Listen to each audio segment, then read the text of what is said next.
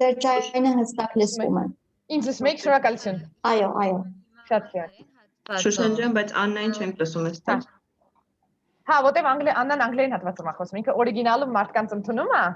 որ կարողանա բերել այստեղ։ Այդ բaragայում Եվի Աննային խնդրեն գա հայկական Չէ, Աննան մնացածներին պիտի բերի, դրա համար է ինքը խոսում է այնտեղ, որտեղ մարդիկ կարող են իրան լսել ու գալ հայկական ալիք, հասկանում եք։ Դրա համար է այդտեղ։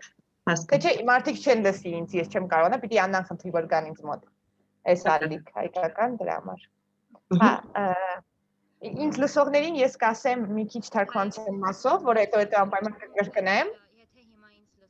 Բայց լավ, Աննան էլի մարդ է խնդրում, որ գա հայկական ալիք։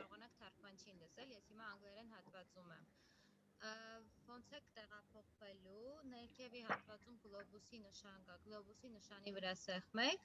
եւ կարողանաք նշել Armenian channel մասը ու արդեն կտեղափոխվեք թարգմանչի հատված ու արդեն կլսեք միայն հայերենը։ Այստեղ պրեզենտացիան լինելու է անգլերեն լեզվով ու թարգմանությունը այս հատվածում։ Մարդկանց ովքեր եկան, հուսով եմ, որ ինձ լսում եք։ Հայերենով, որ ինձ լսում է այստեղ։ Եթե դուք ինձ եք լսում, ուրեմն ճիշտ ալիք եք եկել, եթե Աննային եք լսում, ուրեմն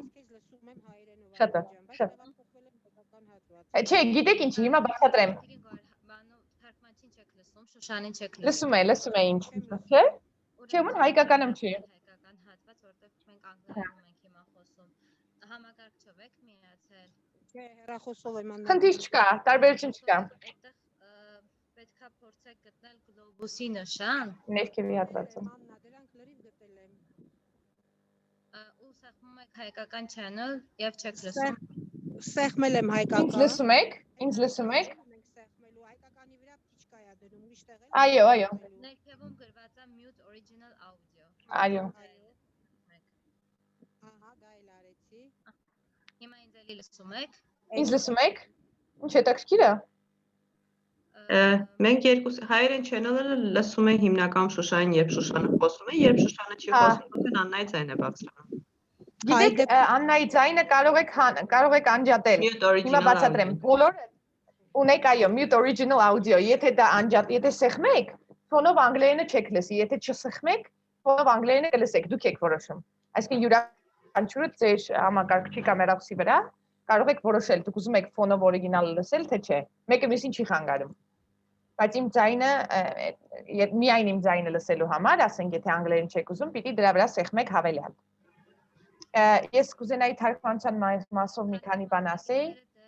որ թարգմանությունը համաժամանակյա է։ Հա, Աննան ասում է, որ 5 րոպե սպասելու ենք եւ հետո անպայման կսկսենք։ Ամբողջ դասընթացը ձայնագրվելու է եւ տեղադրելու ենք մեր Աննան ասում է, որ մենք բոլորը ամբողջը ձայնագրելու ենք եւ YouTube ալիքում ենք տեղադրելու։ պրեզենտացիան ու ձայնագրությունը Եվ էլեկտրոնային հասցեով ձեզ կուղարկենք պրեզենտացիաները, որպեսզի կարողանաք հետագայում լսել, եթե ձեզ կարիք լինի։ Ես ուզում եի ձեզ ասեի, որ թարգմանությունը լինելու է համաժամանակյա, այսինքն խոսնակը եւ ես խոսելու ենք զուգահեռ։ Դադար չի լինելու։ Վերջում, երբ որ դուք հարցեր տալու լինեք, ելի կարող եք հայերեն հարցնել, ես արդեն կգնամ, իմ ձայնը չեք լսի, նա կլսի իմ ձայնը, որտեղ ես ինքս կփոխեմ ալիքը։ Դուք անդադ լսելու եք հայերենը կամ հայերեն խոսողներին այստեղ։ Ինչ որ մեկը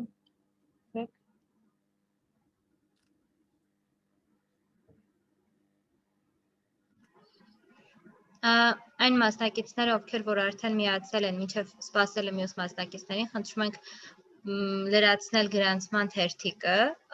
որպեսզի ձեր էլեկտրոնային հասցեն ու կոնտակտներ ունենանք հետագայի համար։ Գրանցման թերթիկը նամակների մեջ արդեն տեղադրված է, խնդրում ենք լրացրել, մինչև սպասենք մյուսներին։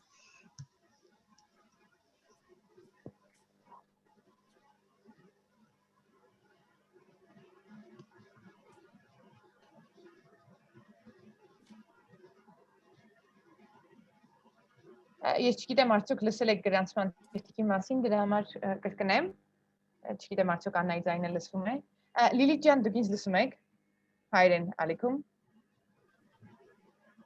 Հա, Լիլիթ ջան, ձեզ պիտի խնդրեմ մեր խոսնակին Դեվիդ Վուլֆին, խնդրել ես իրեն գրեցի, բայց միգուցե չտեսավ։ Խնդրում եմ իրեն խնդրեք անգլերենը միացնել, որովհետև սկզբի հատվածում երբ որ հայերեն եք խոսելու, նա որպեսզի կարողանա ինձ լսել։ Կարող եք իրեն փոխանցել, խնդրում եմ, որտեղ ինքը մոտ անջատած է։ Շնորհակալ եմ։ Շատ լավ։ Mr. Wolf, Yes. do you hear Yes, I me? do. Yes. Our interpretation specialist asked you to switch to the English Yeah, I am on channel. that now. In order okay, because she doesn't So hear you can hear me? Can you? I can hear you. Okay. So if they speak Armenian, I will come here. If not, you will not hear my voice. Just to check. Thank you so much, sir. But I'm going to turn it off during my presentation, correct? Yes, of course.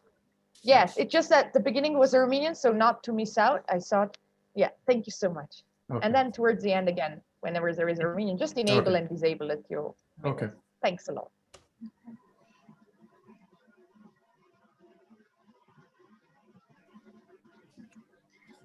Նորից եմ ուզում խնդրել լրացնեք գրանցման թերթիկը, դեռ ունենք մասնակիցներ, ովքեր որ Աննան խնդրում է լրացնել գրացման թերթիկը։ եւս մեկ րոպե սպասենք ու արդեն կսկսենք մեր Եվ ասում պրեզենտացիան։ որ մենք մեր մի րոպեից կսկսենք պրեզենտացիան։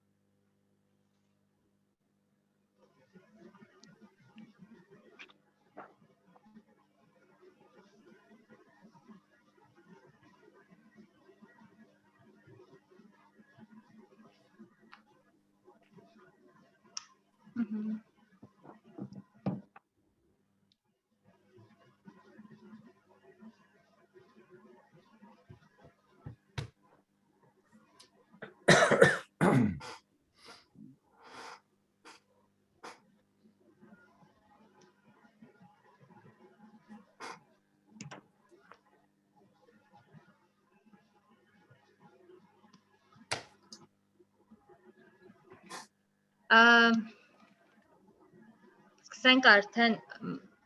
Dr. Wolf, are you Yes. ready? Can we start? Սկսելու ենք։ Want me to start? Okay, let me to present Սկսենք արդեն։ first Թույլ տվեք ձեզ ներկայացնել նախ առաջ ով ենք մենք, presentation. ապա խնդրենք որպեսզի ցանկանում դուք սկսեք բժշկվում։ Շնորհակալ ենք, որ միացել եք հանդիպմանը։ Եվ ձեր թույլտվությամբ սկսել արդեն պրեզենտացիան։ Այսօրվա թեման շատ ներողություն եմ։ Let me to change my language channel, then I can start because I cannot hear Shushan Jankaneres.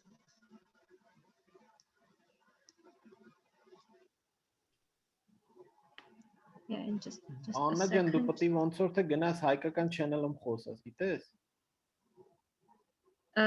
Yes, ուզում եմ գալ հայկական։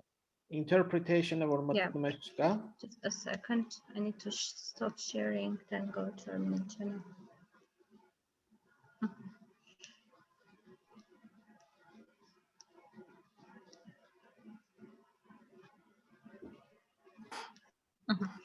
Ներողություն եմ խնդրում տեխնիկական մասի համար, կարիք ունեի գալ հայկական հարթակ, որ կարողանայի խոսել։ Ուզում եմ ներկայացնել արդեն այսօրվա թեման, ինչի մասին ենք քննարկելու։ Խոսելու ենք հողի կենսաբանության եւ հողի առողջության կառավարման սահմանների վերաբերյալ։ Այսօրվա հանդիպումը կազմակերպված է iCare հիմնադրամի, Humphrey Fellowship-ի եւ Vista ծրագրի հետ համատեղ։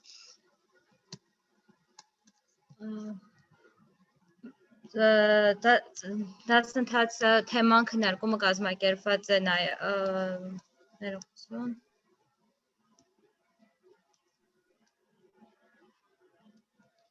Այսօրվա ընդհանուր տևողությունը հանդիպման լինելու է շուրջ 2 ժամ։ Խոսալու ենք, ունենալու ենք քննարկում Կորնելի համալսարանի պրոֆեսորի համակարգմամբ, Dr. David T. կողմից, իսկ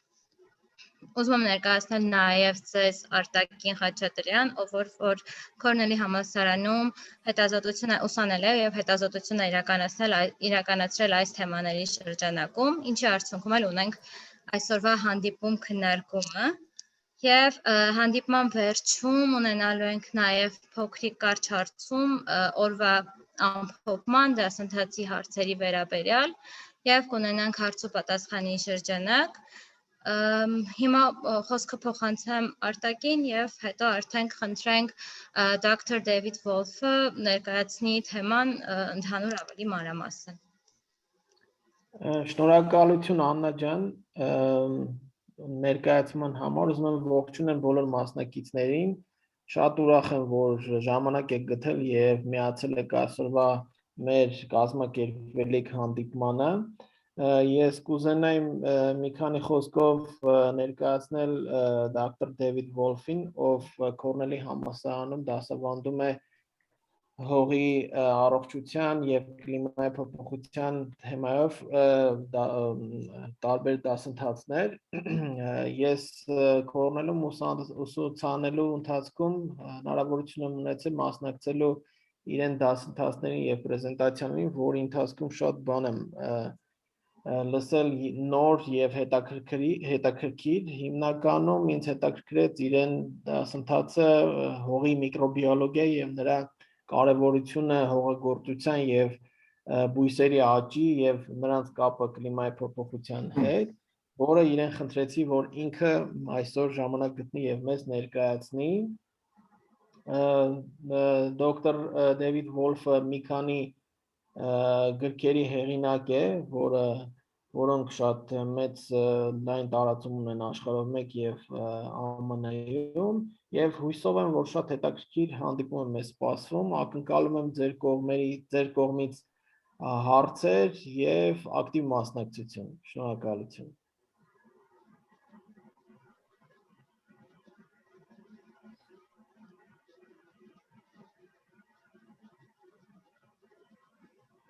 Շատ լավ, հիմա խնդրենք արդեն Dr. David Wolf-ին ներկայացնել խոսքը փոխանցենք իրեն ու խնդրենք սկսի արդեն պրեզենտացիան։ Okay, I'll share my screen. Ես ձեզ ցույց կտամ իմ էկրանը։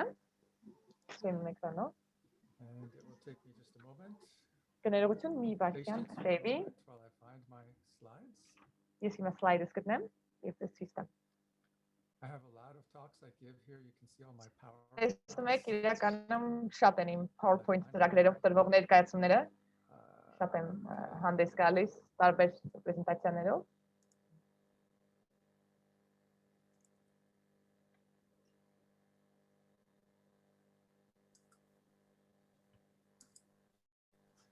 Okay, so can everybody see this okay? Կարող եք տեսնել բոլորին երևում է։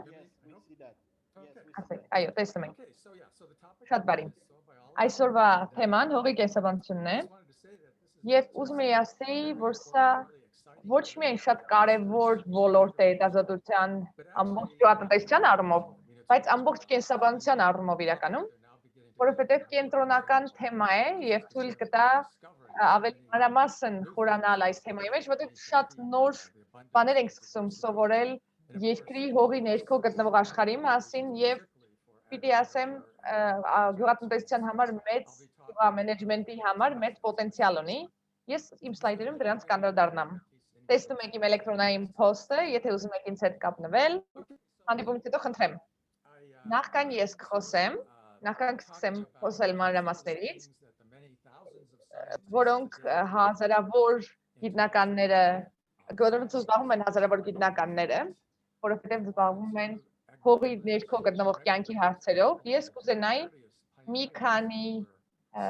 նախագիտնականների, այսինքն սկզբնական գիտնականների մասին խոսել, ովքեր հիմքն են դրել, եւ իհարկե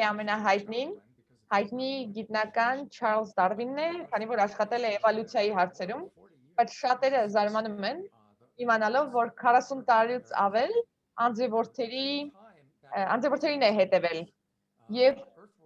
սա 1870-ականներին էր, անձրևորդները հիմնականում համարվում են, որ դրանք վնասակար են բույսերի համար ուտում են բույսերին վնաս են հասցնում։ Իսկ նա Charles Darwin-ը հասկացավ, որ դրանք օգնում են քայքայել մնացորդները, ասենք ձմռանը ինչ որ մնում է, եւ այս քայքայումը բերում է սնունդ է ստեղծում, այսպես ասենք սննդարար է դառնում բույսերի համար եւ նրանք շատ են ամեն տարի շատ են օգտագործում այս հողերը, շարժում են հողերը,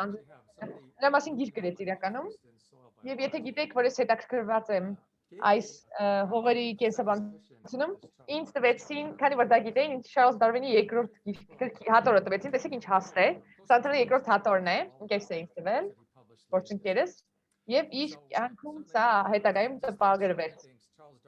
Իրականում Charles Darwin-ը բոլորից առաջ էր, ոնց որ միշտ ամենտեղ հասցնում էր բոլորից առաջ, ֆանտաստիկ գիտնական է, պիտի ասեմ։ Երկրորդը եւ ավելի ուշ եկող գիտնականը ԱՄՆ-ից գիտնական է, 1940-ականներին էր աշխատում, նա աշխատում էր ամերիկյան համալսարանում, անունը Salomon Waxman էր, մեծացավ ֆերմայում եւ նկատեց, որ ֆերմայում մարդիկ կարող են տեսնել, ասենք, բույսի վրա ինչ որ խնդիր, հիվանդություն կամ արդեն կենդանիների վրա այդ ֆերմայի խնդիր կար ու պետք է ասել, որ հողը այս հիվանդությունները երկար հողում չէին մնում։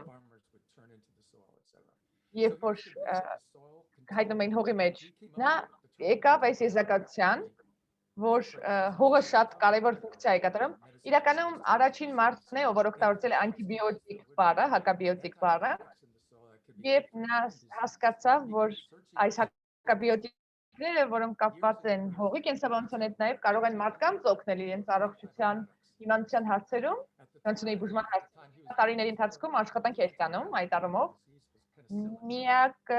որը կարևոր էր այդ ժամանակ, պենիցիլինն էր, բայց նա երկրորդը գտավ Streptomycin-ը, Streptomycin-ը օգնում է արդեն տուբերկուլոզի դեմ եւ այլ հիվանդությունների, այսինքն նա առաջին հողի կենսաբանն էր, ով որ Պուլիցերային մրցանակ շահեց իր աշխատանքի համար։ Ինչպես ես արդեն ասել եմ, այսօր մենք տեսնում ենք, որ հազարավոր մարդիկ են սովորում հողի կենսաբանություն։ Ես կարծում երկու ուղղությամբ է սա հիմնականում ընթանում։ Ինձ համար շատ հետաքրքիր է աշխատել այս ոլորտում, որտեղ իհարկե ես գիտնական եմ, բայց աշխատում եմ ֆերմերների հետ, ու ինձ համար սա մի ոլորտ է, որը կարևոր է, որտեղ մենք հետազոտություններ ենք կատարում համալսարանում, իսկ հետո այս հետազոտությունները իրականում կատարվում են ֆերմերներն են դրանք կիրառում։ Ասենք կլիմայի փոփոխությունն էլ այստեղ իր ազդեցությունն ունի։ Ինչ ենք սովորել։ Ես հասկացա, որ գոյություն ունեն նոր տեխնիկաներ գենետիկայի հետ կապված, եւ մենք կարող ենք հողից գենետիկական նյութ վերցնել, ուսումնասիրել եւ հեռու գնալ մեր հին տեխնիկաներից, մեթոդներից։ Մենք կարող ենք տարբեր փոփոխություններ կատարել, մանրէներ աճեցնել։ Մենք միգուցե 95%-ը մեր մոտ չէր ստացվում կենսաբազմազանության, դրա հետ աշխատելը նկատի ունեմ։ Իսկ հիմա այս նոր մեթոդները մեզ ցույց են տալիս հասկանալ, թե ինչ մեծ կենսաբազմազանություն կա երկրի ներքո։ Ես գիրք եմ գրել գետնանցումի գետնի տակից եկած պատմվածքներ եմ, որպես 15 տարի առաջ եմ գրել։ Այս մեկ առաջին գիրքն է պրեզենտացիայի վրա, եւ այս ամենը շատ կարեւոր դեր է խաղում, քանի որ թույլ է տալիս առաջ խթանել դրական օրգանիզմները, որոնք գալիս են հողից։ Օրինակ, երբ որ խոսքը գնում է բերքի մասին կամ մշակաբույսերի մասին, դրանք կարևոր դեր են խաղում, որպեսզի հողը առողջարար լինի։ Դրական շատ բան կա հողի մեջ։ Ես կարծում եմ, որ Ջոզեֆին եք լսել, նաև իմ գործընկերին, ով որ նույնպես խոսում էր կենսաբազմազանության եւ հողի առողջության հարցերի մասին։ Ուրեմն տեսեք, մի քանի գրքեր կան, իմ գիրքը նրա մասին է, թե ինչ է կատարվում հողի կենսաբանությունում։ Այստեղ կա գիրք մշակաբույսերի մասին, ֆերմերների համար, թե ինչպես կարող են բարելավել հողի առողջությունը։ Սա Կորնել համալսարանի մի դասագիրք է, թե ոնց ենք աշխատանք տանում լաբորատորիայում, ու շատ վերջերս տպագրված հետաքրքիր գիրք Վաշինգտոնի համալսարանի գործընկերից, ով շատ է ճանապարհորդել։ Ես տեսնում, որ սա իրականում հեղափոխել է աշխարհը, որտեղ շատ տարբեր ֆերմերներ սկսում են լրիվ այլ կերպ վերաբերել այս ամենին, հողի կենսաբանությանը, բազմազանությանը, ինչպես ասեցի, սա կարևոր է ֆերմերների համար, կարևոր է շրջակա միջավայրի համար, պետք է հասկանալ սննդի անվտանգության հարցերը եւ այլն։ Հիմա փոփոխություն։ Իրականում մի փոքր մասում ես պիտի ասեմ, որ տեսնում ենք մի բուր հողի մեջ ավելի շատ օրգանիզմ կա, քան մարդիկ ամբողջ երկրագնդում։ 20 տարի առաջ մենք դրա մասին այդքան շատ չգիտեինք, իսկ հիմա ավելի տեղյակ ենք։ Կան դրանք, որոնք մեզ համար շատ կարևոր են, իսկ կան նրանք, որոնք մեզ համար այնքան էլ լավ չեն, դրական չեն։ Երբ որ ես հողի մասին եմ մտածում այսօր, գիտեք, անցյալում մտածում էի նրա մասին, երբ որ ես էի սովորում սա, երբ որ ես ուսանող էի, ես մտածում էի, որ հողից ստանում ենք սննդարար նյութեր եւ ջուր բույսերի համար։ Բայց հիմա հասկանում եմ, որ ամբողջ կյանքը, երկրագնդի ամբողջ կյանքը եթե վերցնենք, մոտավորապես 1/3-ը կամ ավելին քան 1/3-ը ապրում է հողում։ Եվ սա մեզ համար անտեսանելի է։ Կարծեք մենք սուզորդներ ենք, որ պիտի խորասուզվեն նոր տեսնենք։ Ես չեմ պատրաստում այս սլայդի մասին շատ մանրամասն խոսել, բայց ուղղակի ուզում եմ ասել, որ սա մի կուբամետրի վրա հողի, թե ինչքան բակտերիա, ինչքան մանրէներ ենք տեսնում ենք 10 տրիլիոնից ավել, սա իրականում շատ մեծ թիվ է, 100 միլիարդ ավել, եւ սրանք միկրոսկոպիկ, շատ փոքր գոյացումներ են, էակներ են, հետո տեսնում եք ավելի մեծը եւ նրանց քանակն էլ է քչանում, նրանք կարող են միկրոսկոպով արդեն տեսնել, դրանք մինչեւ գնում է շարունակվում է մինչեւ անձրևորդը կամ մեծ ավելի էակների եւ այս ամենը գոյություն ունի, այս բոլորը գոյություն ունեն մեր ոտքերի ներքո։ Եվ գիտեք, ես պիտի ասեմ, որ հողի 1 հեկտարում ավելի շատ, 15 անգամ ավելի շատ օրգանիզմ կա, սա մոտավորապես, եթե քաշով հաշվենք, 15 կովի քաշ է կազմում, պատկերացրեք, թե ինչ մեծ թիվ է սա։ Ինչպես ասեցի, այս օրգանիզմների մեծ մասը իրականում մենք դրանք համարում ենք պարազիտներ, համարում ենք, որ մեր մշակաբույսերի համար քանի կարևոր չեն, բայց այդպես չէ։ Մի մեծ քանակ օրգանիզմների շատ էական կարևոր կենտրոնական դեր են խաղում քայքայման հարցերում, օրգանական նյութի քայքայման հարցերում, եւ ինչպես են սննդարար նյութերը վերապտտվում, շրջանառության մեջ մտնում, բնության մեջ։ Մենք դրանց կարիքը ունենք հողի մեջ, կամ հարիքը ունենք նաեւ այն, չգիտեմ, անտառում, այլ բնական միջավայրերում, սա կապված է օրգանիզմների մեծ կենսաբազմազանության հետ, եւ ես այս սլայդի մանրամասն խոսելու, բայց հաճախ տեսնում ենք, որ ասենք կան մահացած տերևներ, ինչ որ մնացորդներ մշակաբույսերից եւ բակտերիաները, մանրէները, սուկերը դրանց վրա հարձակվում են։ Սա սննդի շղթայի մի մասն է։ Տեսնում ենք, որ սննդի շղթայի այս շղթայում անձրևորդերը վերևի մասում են գտնվում։ Եվ սրանցից շատերը իրար վրա ազդում են, փոխազդում են։ Այսինքն ես կարծում եմ, որ մենք շատ բան ենք սովորում։ Ամեն օր ավելի ու ավելի նոր բաներ ենք սովորում, սա շատ կարևոր է մշակաբույսերի հարցում։ Սա ցույց է տալիս, թե քայքայումը ինչպես է տեղի ունենում։ Շատ պարզ էքսպերիմենտ է փորձել, փորձական լաբորատորիայում կարելի անել։ Սա հող է, որը ստերիլիզացվել է, եւ տեսնում եք մեծ տերևներ են դրվում հողի վրա։ Թույլ ենք տալիս, որպեսզի քայքայվեն ինչ-որ ժամանակ, իսկ նույն հողն է, բայց այն ստերիլացված չէ, դա արդեն աչնկարն է, եւ տեսնում ենք, որ շատ օրգանիզմներ կան։ Ժամանակը չեմ հիշում որն էր, ասենք 30 օր էր, բայց հավասարաչափ է ձախ եւ աչնկարի վրա։ Եվ մենք տեսնում ենք, որ այժմ այն ինչ որ այստեղ կար, արդեն հողի մեջ է։ Եվ սննդարար նյութերը մտածած էին, ստերիլացված հող չէ։ Սա թույլ է տալիս բույսերին ներծծել, ստանալ, եւ նրանք իհարկե չեն կարող բույսից միանգամից սննդարար նյութեր ստանալ, պիտի սկզբից միկրոօրգանիզմներ նրանց վրա աշխատեն։ Շատ հեծատոտություններ կան, եւ ես կասեի, որ խոսքը գնում է ոչ միայն հողի մասին ընդհանուր առմամբ, այլև ինչ կա հենց արմատների վրա։ Ես մի րոպեից ցույց կտամ, թե ինչքանով են կարևոր արմատները թե ինչ փոխանակության մեջ են մտնում, փոխազդեցության մեջ են ներողություն մտնում միկրոբային օրգանիզմների հետ եւ սանտիմետրից պակաս տարածք է արմատների մոտ, որտեղ շատ մեծ գործողություններ են կատարվում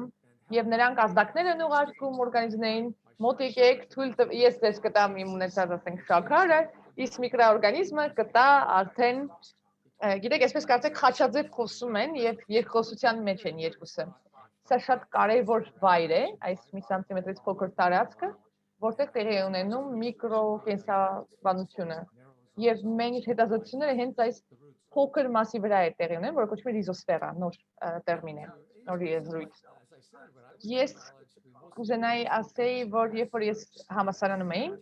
հիմնականում նայում էինք, որ արմատները կատարում են այն ֆունկցիան,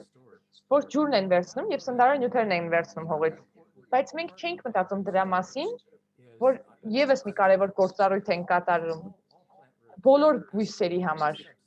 Նրանք թույլ են տալիս, որպեսզի ինչ որ նյութեր գնան դեպի հող։ Այսինքն բաց են թողում։ Օրինակ, եթե չափից դուրս շաքար կա, այդ շաքարը գլյուկոզան դուրս են տալիս։ Եվ պիտի ասեմ, որ այդ շաքարը մեծ մասը, որը բույսը արտադրում է, կարող է գնալ դեպի արմատներ։ Արմատներ գնալով այն գրավում է դրական ազդեցություն ունեցող բակտերիաներին, մանրէներին եւ դրանք գալիս են, բայց այն նաեւ ազատվում է այսպես ավելորդ շաքարներից, այսինքն դրանք կարող են լինել միջատասպաններ կամ խոտասպաններ, այսպես կոչված, որոնք թույլ չեն տալիս աճի կատարումը։ Այսինքն քիմիական նյութերը, որոնք արտադրում են այս բույսերը, մենք դա տեսնում ենք, դրանք կարող են գրավել դրական միկրոբներին եւ այն ինչ որ նրանք դուրս են տալիս, նաեւ թույլ է տալիս լուծել այդ սնունդները մի վիճակի, որը թույլ կտա սնունդ ստանալ, արմատի միջոցով սնունդ ստանալ բույսի համար։ Այսինքն մենք տեսնում ենք, որ սա շատ կարեւոր է արմատների համար եւ թույլ է տալիս, որպեսզի օրգանական նյութը, որը արտադրում են բույսերը, ավելի խորը գնա։ Միկրոբային համայնքի կողմից սա օգտագործվում է որպես սննդի նյութ։ Այսինքն կարծում եմ արմատները իսկապես կարևոր են հետազոտության համար եւ կարող ենք մտածել նրա մասին, որ արդեն ամեն ինչ գիտենք արմատների մասին, բայց դա այդպես չէ, հետազոտությունները կատարվում են, նոր եւ նոր բաներ ենք սովորում արմատների մասին, բայց այն ծածկային մշակաբույսերը, որոնք օգտագործվում են, շատ տարբեր մշակաբույսեր, նրանք կարող են տարատեսակ դրսևորումներ ունենալ։ Պատկերացրեք, եթե ձմռանն է, դուք ունեն, ասենք, ծածկային մշակաբույս եք օգտագործում, իսկ ամռանը այն մշակաբույսը, որը ցույց թույլ է տալիս ավելի շատ գումար ստանալ, որը կարող է կարևոր լինել եւ դրական ազդեցություն ունենալ։ Այսինքն շատ կարևոր է ընտրությունը ճիշտ կատարել, ինչը պիտի ընտրենք։ Ես այստեղ մի քանի րոպե պատրաստվում եմ խոսել երկու ամենակարևոր եւ ամենահայտնի, ամենամեծ փոխկապակցություն ունեցող կապերի մասին, որը գոյություն ունի բույսերի եւ միկրոբների միջեւ։ Ես կարծում եմ, որ դուք բոլորդ էլ իհարկե դրա մասին գիտեք, երբ որ խոսքը գնում է բանջարեղային բույսերի մասին, որոնք գրավում են բակտերիաներին դեպի իրենց արմատներ, մենք իրենց անվանում ենք ազոտային ազոտի հարցը լուծող բակտերիաներ, եթե կարելի է այդպես ասել։ Օրինակ, խոսքը գնում է սոյայի մասին կամ այլ բանջարեղենային բույսերի մասին, այս բակտերիաները կարողանում են վերցնել ազոտային գազը եւ կարողանալ այն ձևափոխել, որպեսզի բույսերը կարողանան դա օգտագործել, որովհետեւ մեզ պես, ինչպես եւ մարդիկ, բույսերը չեն կարող նիտրոգենային գազը, ազոտային ներողություն գազը օգտագործել։ Մենք գիտենք, որ այն օդը, որ շնչում ենք, 70%-ը ազոտային գազ է, բայց մեզ համար պետք չի դա, մենք դուրս ենք դա շնչում, բայց մեզ պետք է ազոտը, ինչպես եւ բույսերին, պրոտեինների համար եւ այլ մեր կենսագործունեության այլ ասպեկտների կողմերի համար։ Եթե այս բակտերիաները չլինեին հողի մեջ, շատ քիչ կյանք կլներ եւ կենսաբազմազանություն երկրագնդի վրա։ Բակտերիաները սատրամադրում են բույսերին, օդից վերցնելով եւ նրանք վերցնում են այն շաքարը, որը ֆոտոսինթեզի արտադրանքն է։ Մի քանի սլայդով ավելի կմանրամասնենք։ Իսկ երկրորդը ինչի մասին եմ ուզում խոսել, սրանք այսպես կոչված միկրոհիզալ սնկերն են, սա ներառում է տարատեսակ տեսակներ եւ ամենամեծ քանակությունը բույսերի տեսակների հենց այստեղ է։ Նրանք ուղղակի կապ ունեն մի փոքր ասենք բանջարեղենային բուսատեսակների հետ, այդ առաջին կատեգորիան է ազոտի մասին երբ խոսում ենք, իսկ միկրոհիզալը վերաբերում է մեծ մասին։ Ինչ են անում։ Ներթափանցում են արմատների մեջ բույսի եւ պարազիտիկ բնույթ են, վերցնում են ավելին քան տալիս են եւ այս սունկը կարողանում է մտնել ներթափանցել այն փոքր ճեղքերի մեջ, որտեղ արմատները չեն կարող մտնել եւ հատկապես ֆոսֆոր են տրամադրում։ Իսկ այս սնկերը ի փոխադարձ ֆոսֆորին ստանում են շաքար։ Ֆոսֆորը երկրորդ ֆոտոսինթեզի արդյունք։ Տեսնենք այստեղ մի քանի նկարով։ Ում վերևի մասում, ձախ մասում, սա միկրոսկոպային նկար է ազոտային բակտերիայի, ռիզոբիում բակտերիայի, որը որ ազոտի հարցերով է զբաղվում, ազոտի հարցն է լուծում, այսպես ասենք, եւ նոր հետազոտությունները ցույց են տվել, որ բույսերը կանչում են, կարծեք, գրավում են այս քիմիական նյութի միջոցով եւ ռիզոբիում բակտերիան զգում է այդ ռիզոբիումը, որը քիմիական նյութ է, որը գնում է դեպի բույսի եւ ասում եւ կանչում է, արձագանքում է կանչի նկատմամբ եւ ռիզոբիում բակտերիան մտնում է ներթափանցում է արմատների մեջ եւ երբ որ բակտերիան մտնում է արմատների մեջ, բակտերիան իրականում ազդում է այն բույսի գենետիկայի վրա, որի մեջ ներթափանցել է եւ փոփոխության է հանգեցնում։ Եվ բույսը այս փոքրիկ գոյացումներն է ստեղծում, որտեղ է հենց որոնք կոչվում են նոդուլներ, հենց այստեղ է կատարվում փոփոխությունը, փոխանակումը, նրանք վերցնում են ածխաթթու ներողություն ազոտի գազը, դարձնում ամոնիա եւ փոխակերպում։ Վերջերս եւս մի նոր բան ենք սովորել, որ սոյայի բույսերը եւ այլ բույսերը իրականում կարող են հասկանալ, որ որոշ դեպքերում սրանք չեն աշխատում, ասենք վերցնում են շաքարը, բայց ազոտը չեն տրամադրում, եւ բույսը այլևս նրանց շաքար չի տրամադրի, կդադարի տրամադրել շաքարը, հասկանալով, որ օգուտ չի ստանում։ Ես կարծում եմ, որ սա իսկապես շատ հետաքրքիր է, որտեղ դուք պրակտիկ առումով սրա մասին իհարկե գիտեք, մենք գիտենք, որ տարբեր բանջարեղենային բույսերը իրենցով արդեն կարողանում են ազոտի հարցերը լուծել, որովհետև գոյություն ունեն բակտերիաներ իրենց արմատների վրա, որոնք վերցնում են այս ազոտային գազը եւ փոխակերպում այն։ Այսինքն նրանք կարողանում են իրենց կարիքները հոգալ իրենց բակտերիաներով, բայց նրանք շատ ազոտ ունեն։ Եվ երբ որ այս բույսերը մի մասը թողնում ենք հողի մեջ, հաջորդ բույսը, որը կտնկվի ինտեղ կամ կհայտնվի այդտեղ, արդեն կարողանա օգտվել ազոտից, որտեղ այս բանջարեղենային բույսերը շատ ազոտ ունեն։ Այսինքն այժմ կարողանա այլև աշխատել այլ միկրոբների հետ, որոնք այն կփոխակերպեն մի նյութի, որը արմատները կարողանան վերցնել։ Այսինքն նրանք կարիք ունեն շատ միկրոբների, որը թույլ կտա սա բաժանել, մասերի բաժանել եւ փոխակերպել։ Եկեք վերադառնանք սնկերին, միկրոհիզալ երկրորդ գործառույթն է սա, միկրոհիզալ սնկերը։ Կրկին 30 տարուց առաջ էր, երբ ես սովորում էի, մենք չգիտեինք, որ 90%-ը բույսերի, որ մենք ունենք, սնկերի հետ հարաբերություններ ունեն հողի ներքևում, ներքևի մասում։ Տեսեք, թելանման նյութեր են, որոնք մասեր են, որոնք դուրս են գալիս սնկերից, եւ նրանք կարող են ներթափանցել փոքր շատ միկրոսկոպիկ մասեր, որտեղ չեն կարող արմատները ներթափանցել, եւ կարողանում են ֆոսֆոր տրամադրել, ստանալով որպես պատասխանատու։ Վերջերս կրկին մի հատ նոր հայտնաբերություն եղավ, որ այս մասերը մի բույսից կարող են կպնել լրիվ այլ բուսատեսակի։ Օրինակ, եթե խոսքը գնում է սոյայի ոլորիկա մասին, նրանք կարող են գնալ, ասենք, եգիպտացորենի արմատների վրա եւ բանջարեղենի ազոտը կարող է անցնել այլ ինչ-որ սնկային կարող է անցնել սնկի այս սնկի մասնիկի միջոցով դեպի եգիպտացորենի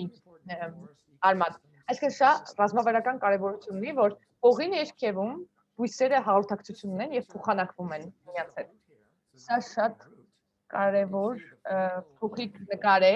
Տեսնում եք, որ սնկի այդ թելիկը, մանրաթելիկն եք տեսնում միկրոսկոպի վրա։ Սա միկորիզալ ընկերին է վերաբերվում, արմատի նկարն եք տեսնում։ Տեսնում եք, թե ինչ փոքր են ճեղքերը, նրանք կարող են այդ փոքր ճեղքերի մեջ ներթափանցել եւ փնտրել սննդարար նյութեր, որոնք արմատները չեն կարող, որտեղ շատ փոքր են սրանք։ Սա թույլ է տալիս ինձ խոսել նրա մասին, ինչը որ մենք ճակերտների մեջ անվանում ենք բույսերի ժառանգություն։ Սա նշանակում է, թե ոնց մի բույսը, որը աճում է տարվա մի սեզոնին, բայց քանի որ այն ունի միկրոբային հաղորդակցություն հողի հետ, այն կարող է ոչ միայն իր համար դրական սննդարար նյութեր ստանալ, այլև հետագայում իրենց հետո եկող բույսերի համար։ Մի օրինակ եմ ուզում բերել, դա սուդեքս, սուդանգրաս կոչվող տեսակն է, ծածկա մշակաբույս։ Եվ շատ այն հետաքրքիր է, որտեղ մենք գիտենք, որ իր արմատները թույլ են տալիս քիմիական նյութեր արտադրել, որոնք թույլ տալիս մոլախոտներին աճել։ Եվ պարազիտիկ պաթոգեն նեմատոդների դեմ են պայքարում։ Կան նեմատոդներ, որոնք դրական են, բայց կան, այսինքն դրական ազդեցություն ունենում, բայց սա թույլ չի տալիս նեմատոդներին առաջ գալ, քանի որ քիմիական նյութեր է արտադրում։ Այս իրականում շատ կարևոր է, որովհետև արմատները կարողանում են կատարել մի աշխատանք, որը, ասենք, եթե ֆարմերները ունեն հողի հետ կապված խնդիր ունեն, ֆերմերները, այն ոչ թե պետք է, ասենք, խորը մշակել հողը, այլ հենց արմատները կարողանան հողը արդեն իսկ մշակել եւ բարելավել, ինչ որտեղ մշակել իհարկե, էլի ճակերտների մեջ։ Եվ ես կուզենայի ասի, որ սա թույլ է տալիս մեզ հասկանալ, թե ինչպիսին է, որքանով են դրական այս բույսերը, ինչ ազդեցություն են հետո ունենում։ Սա իմ գործընկերներից մեկի պատրաստած սլայդն է, նա զբաղվում է բույսերի պաթոլոգիայով։ Մենք տեսնում ենք տարբեր մշակաբույսեր այստեղ, որոնք մենք կարող ենք հերթականությամբ աճեցնել եւ ոչ միայն, այսինքն կարող ենք համատեղել մեր այն մշակաբույսերի հետ, որոնք մենք վաճառքի համար ենք, գումարի համար ենք աճեցնում։ Եվ այստեղ տեսնում ենք, որ պաթոգեն նեմատոդների մասին խոսելիս, նրանք կոչվում է P. penetrans, լատիներեն անվանվամբ, ապա սա տեսնում ենք, որ սա բույսի ոլորի բույսի մի փոքրիկ մասն է, ներքևի հատվածն է, սա պաթոգեն վատ մաս է, եւ տեսնում ենք, թե ինչպես է այն ազդել այս վատ նեմատոդների վրա, որոնք հարձակվել են ոլորների վրա։ Տեսնում ենք, որ ով է այստեղ իսկապես հաղթողը։ Տեսեք, սուդեքսը կարողացել է նեմատոդների քանակը իսկապես նվազեցնել, թույլ չտալով, որպեսզի այն ոլորը, որ իրենց հետո է այդտեղ տնկվելու եւ աճելու, չունենա նույն խնդիրները, ինչ որ ինքը ունեցել, այսինքն նախորդ լուծել է այդ խնդիրները։ Իսկ այլ դեպքերում տեսնում եք, որ ուրիշ այլ ծածկաբույսերի դեպքում սա այդքան էլ օգտակար չէր։ Սա թույլ է տալիս մեզ հասկանալ,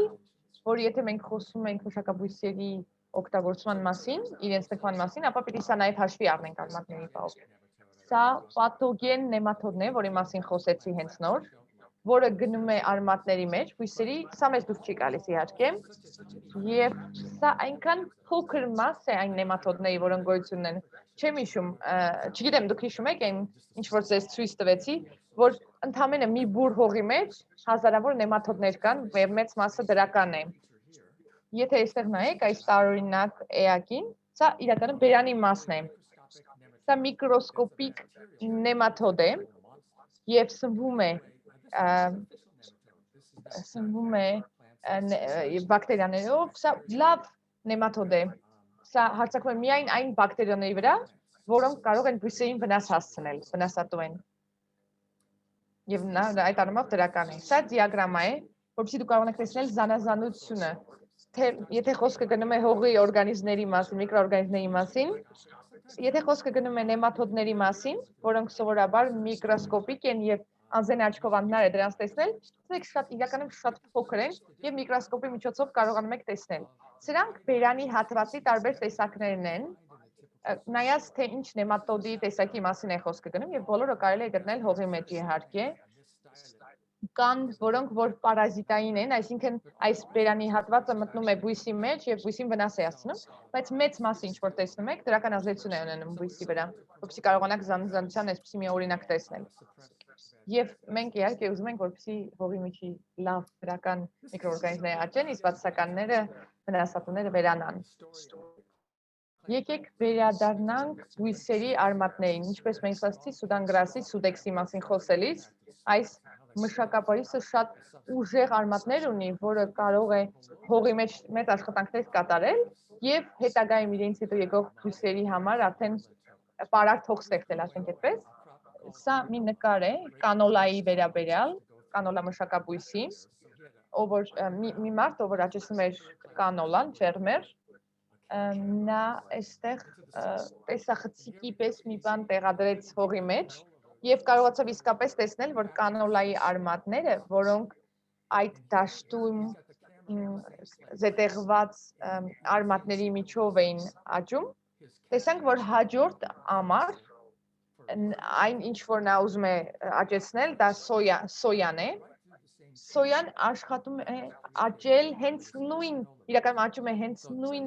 այդ ճանապարհով, որը իրենից առաջ ստեղծել էր կանոլան։ Այսինքն կանոլան, այդ ծածկամշակաբույսը կարողացել էր ստեղծել պարարտ հող, հետագայում սոյայի աճման համար, իսկ սոյան օգտագործում էր իհարկե վաճառքի եւ գումար ստանալու համար։ Գոյություն ունի նաեւ, եթե մենք խոսում ենք ողքի մասին, դա վերջին կանաչ է, ինչ որ ներկայացված է, ինչպես տեսնում եք, շատ մեծ արմատ ունի, որը կարող է ուտրել այդ հողի միջի եղած գոյացությունները։ Ինչը որ նույնպես կարևոր է, ինչի մասին մենք արդեն խոսել ենք, բայց շատ չեմ անդրադարձել դեռևս, ես խոսեցի սննդային հատվածի մասին, սննդային, այսպես ասենք, սարդոստայինի մասին, բայց հիմա ավելի մանրամասն կխոսեմ այս երկու կարևոր մասերի մասին, քանի որ շատ կարևոր է ինչ է կատարվում հողի ներքևի մասում։ Ես կարծում եմ, որ սա ավելի ու ավելի հասանելի կդառնա ֆերմերների համար, այն տեղեկությունը, որով պատասխանում եմ կիսվել ձեզ հետ, հողի ներքևի մասում մենք տեսնում ենք, որ իրականում շատ դժվար ծանր աշխատանք է կատարվում միկրոօրգանիզմների համար, որտեղ դուք իսկապես կարծեք ջունգլիներն են հողի ներքո, որովհետև պատկերացրեք գնում եք Աֆրիկա, տեսնում եք ոնց են իրար վրա հարձակվում տարբեր միկրոօրգանիզմները, նույնը կատարվում է հողի ներքո, գոյություն է շատ միկրոօրգանիզմներ եւ այլ օրգանիզմներ, որոնք ուտում են պաթոգենային օրգանիզմները, որոնք մեր մշակաբույսերի համար անհրաժեշտ չեն եւ վնասատու են, եւ այսպեսով լուծում են մեր խնդիրները։ Օրինակ, այս մի սնկի տեսակ, որը կոչվում է տրիխոդերմա, եւ հնարավոր է այն գտնել յուրաքանչյուր հողի տեսակում, նրանք շատ լայն տարածում ունեն։ Ես վստահ եմ Հայաստանում եք կարողանաք գտնել, եւս կա մի տեսակի սունկ, որը կոչվում է պիտիում, որը շատ վատ է մշակաբույսերի համար։ Այսինքն սա մի սնկի տեսակ է, որը մեզ համար ցանկալի չէ։ Այս փոքրիկ մասը մանրաթելը պիտիում սնկի, որը որ տեսնում եք, եւ նույնիսկ ավելի փոքր մանրաթելը, որը գոյություն ունի տրիքոդերմայի, տրիքոդերման այստեղ հարձակվում է պիտիումի վրա։ Մենք գիտենք, որ տրիքոդերման կարող է օգնել կառավարել պաթոգեն պիտիում սնկատեսակը։ Եվ այսպեսով մենք փորձում ենք գտնել տարբերակ, աճեցնել ավելի շատ տրիխոդերմա, որը կկարողանա լուծել պիտիումի սնկային արմատային խնդիրը։ Սա եւս մի նկար է,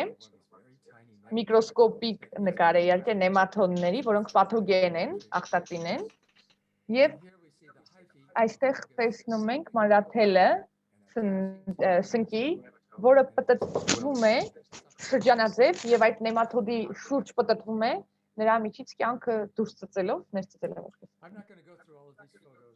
Ես չեմ պատրաստվում բոլոր նկարների մասին շատ մանրամասն խոսել, բայց ուղղակի ուզում եմ ասել, որ սրանք ֆոտոներ են, լուսանկարներ են, որտեղից շատ բան կարող ենք սովորել, թե ինչպես են որ ինչպես է այն ճանապարհը, որը ստեղծվում է հողի մեջ, թող լինի դա բակտերիային ճանապարհ կամ միջատային սնկային ճանապարհ, բոլոր այս ճանապարհները ունեն իրենց բնական թշնամիները հողի մեջ, որոնք անպայման այդտեղ հարցակում կկատարվեն։ Մենք կարիք չունենք բոլոր օրինակների մասին խոսել եւ բոլորին անդրադառնալ, ուղղակի ընդհանուր պատկերացում կարող ենք կազմել դրա մասին, թե ինչպես են դրանց վրա ազդում տարատեսակ օրգանիզմները։ Ես կուզենամ ամփոփել, թե դեռևս ինչ եմ ասել։ Ես վերջի սլայդերում արդեն խոսեմ նրա մասին, թե ինչպես կարող ենք մեր հողերը ավելի առողջ դարձնել, ինչպես կարող ենք որպես հնարավոր է շատ օգուտ քաղել մեր հողից, եթե ձեր հողը իսկապես առողջարար է, ապա դուք կարող եք ավելի շատ օրգանական նյութ ունենալ, որովհետև սա սնունդ է, որը լավ է, որը կարևոր է կենսաբազմազանության համար, նկատի ունենք այն միկրոբները, որոնք մեզ համար դրական են, եւ սա թույլ է տալիս ունենալ պոտենցիալ, որը վնասատու միջատներին թույլ չի տալիս զարգանալ, շատանալ։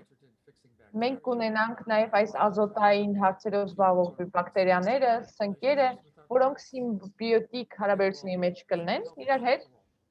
եւ որովհետեւ շատ կարեւոր է, որպեսզի առողջ հողի մեջ անպայման վերարտադրվեն շրջանառության շրջապտույտի մեջ լինեն այս միկրոօրգանիզմները, եւ կարեւոր չէ, միկրոօրգանիզմները մեծ են, թե փոքր, ասենք շատ փոքր բակտերիաներ, թե ավելի մեծ անձրևորդներ, երբ որ նրանք քայքայվում են, շատ կպչուն նյութեր են արտադրում, կպչուն նյութեր, որոնք ագրեգատներ են ստեղծում, այսինքն այսպեսի փոքրիկ եկեք ասենք հողի փոքրիկ բաղադրիչները կպցնում են միմյանց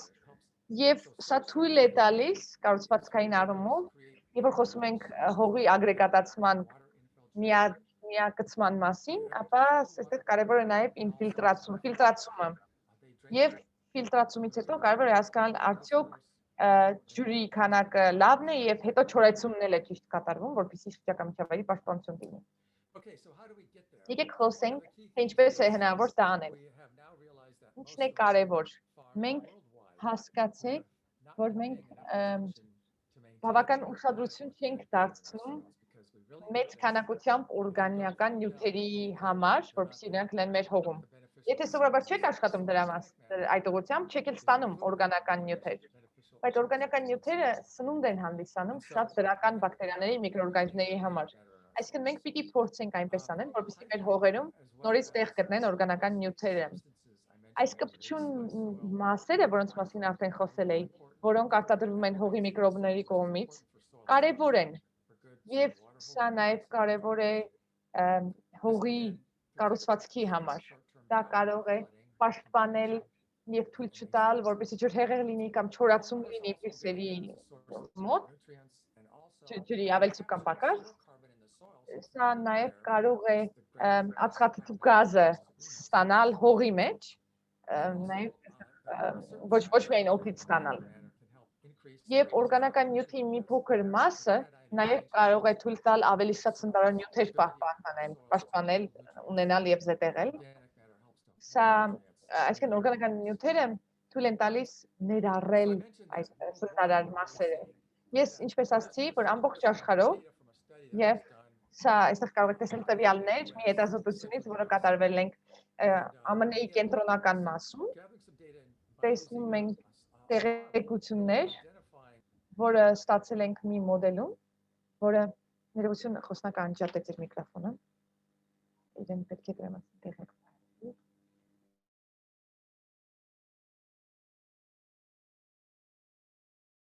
Dr. David, excuse me. Խոսնակը պատահաբար անջատեց իր միկրոֆոնը։ Ինքը չանջատեց, ներողություն, տեխնիկական խնդիր էր։ Ես վերջին նոր իրեղի ունեցավ, այո, շատ բան բաց չթողնեցինք։ Վերադառնալով ես ուզում եի ասեի այս աղյուսակի մասին, այն ինչ որ այստեղ տեսնում եք, սա ուրեմն կենտրոնական ԱՄՆ-ում է կատարվել, կարևորագույն ֆերմերային տարածաշրջաններից մեկում 20-րդ դարի մեծ մասում մենք կորցրել էինք ածխաթթու գազը եւ այն կորում էր հողից, քչանում եւ քչանում էր, իսկ հողի մշակումը շատանում էր։ Այսինքն մեզ կարևոր է, որպեսզի այս քայքայումը ավելի լավ տեղի ունենա ածխաթթու գազի մասով եւ մենք սկսեցինք շատ ավելի շատ քիմիական նյութեր օգտագործել, որովհետեւ կարողանանք բույսի հիվանդությունները կառավարել կամ հողը պարարտացնել։ Այդ իսկ պատճառով մենք ավելի քիչ օրգանական նյութ կկարողացանք տրամադրել եւ այս օրգանական նյութը այլևս հող չէր գնում։ Տեսնում ենք մեծ դեգրադացիա, մեծ խնդրի ենք բախվել։ Եվ եթե այսօր խոսում ենք հողի առողջության հեղափոխության մասին, պիտի հասկանանք ինչպես կարող ենք վերադառնալ հողի առողջության բարձր մակարդակներին, որը ժամանակին ունենք, որպեսզի բույսերի համար ավելի դրական համակարգ լինի։ Ես արդեն խոսել եմ հողի մշակման մեծ քանակության մասին եւ մենք երբ հնձում են եւ այս ամենի պատճառով մեծ ցանկացած աշխատանք, որը մեծ քանակությամբ է արվում, ցույց է տալիս, որ մենք այնպես որպեսզի մենք կորցնենք օրգանական նյութը։ Այսինքն սա ստեղծում է մի արատավոր շրջան, որովհետեւ մենք սկսում ենք այս գործընթացները կատարել կոմպակցիան, բերում է մշակմանը եւ մենք դնում ենք շատ մեծ ածխաթվով ածխածին հողի մեջ, բայց այս մեծ թվով ածխածինը ճիշտ շրջանապտույտի մեջ չի մտնում եւ շատ շուտ ածխաթութակը կորվում է, ածխածին դառնում է ածխաթուգազ եւ դա մեր մշակաբույսերի համար դրական չէ, եթե երկարաժամկետ նայենք։ Այսինքն այսպես արատավոր շրջանի մեջ է պատտվում, այսինքն սննդարությունն է նվազում մակրոբային համայնքի համար եւ մեր հողի ագրեգացիան է չանում, ավելի վատ է չորանում, ավելի վատ է ջուր ընդունում եւ այս պատտվում ենք այս շրջանով, մենք պիտի արատավոր շրջանից դուրս գանք։ Ինչ պիտի անենք։ Երբեմն պիտի մշակում անենք, բայց պիտի նաեւ օգտագործենք այլ մշակաբույսեր, որոնք կարող են ներթափանցել այս գոյացություններ ունեցող շերտերի մեջ եւ ոչ միայն ամատական մեթոդներով անդադ մշակենք հողը։ Ոչ միայն դա էլ, բայց ոչ միայն։ Մի քանի սլայդ է մեզ մնում եւ ես նախ եւ առաջ կուզենայի խոսել 3 հիմնական կետի մասին։ Ինչպես ենք ստանում ավելի առողջ հող։ Եվ ինչպես կարող ենք խթանել դրական օրգանիզմները, առողջ օրգանիզմները հողի մեջ։ Երկարատև ժամանակով եթե նայենք, իհարկե գոյություն են ռազմավարական բարդ տեխնիկաներ, բայց ընդհանուր առմամբ 3 հիմնական ռազմավարություն գոյություն ունի։ Այսինքն փորձենք ավանդական մեթոդները, որ օգտագործում են, որոնք դուք տեսնում եք պատկերված, այսպես կոչվում է շերտային մշակում, եթե անգլերեն բառացի թարգմանենք, եւ փոխանակ ամբողջ հողը մշակվի, նրանք ուղղակի մշակում են հողի մի մասը եւ այս տարածաշրջանում, որը ցույց եմ տալիս, մենք տնկելու ենք սերմերը։ Այսինքն ամբողջ հողը չի մշակվում, միայն այն մասը, որտեղ սերմերն են լինելու, որպեսզի ավելի բարձր հիգիենա պահպանվի եւ ավելի դրական միջավայր լինի։ Պիտի ձեզ ասեմ, որ պիտի փորձենք, երկրորդը մենք պիտի փորձենք պահպանել գոյություն ունեցող բույսերը որքան հնարավոր է։ Եթե կարծում եք, որ դա ակնհայտ է, այդքան էլ ակնհայտ չէ։ Գոյություն ունեն ծածկամշակաբույսեր, որոնք ամբողջ տարին են բազմավյա բույսեր են եւ գոյություն ունեն, որոնք ասենք կես տարի են աճում։ Եվ նրանք շարունակեն իրենց ֆոտոսինթեզը, վերցնելով ածխածուն, փոխելով այն բույսերի համար նպաստավոր կենսանյութի, կենսազանգվածի, եւ մենք փորձենք առավելություն հասնել,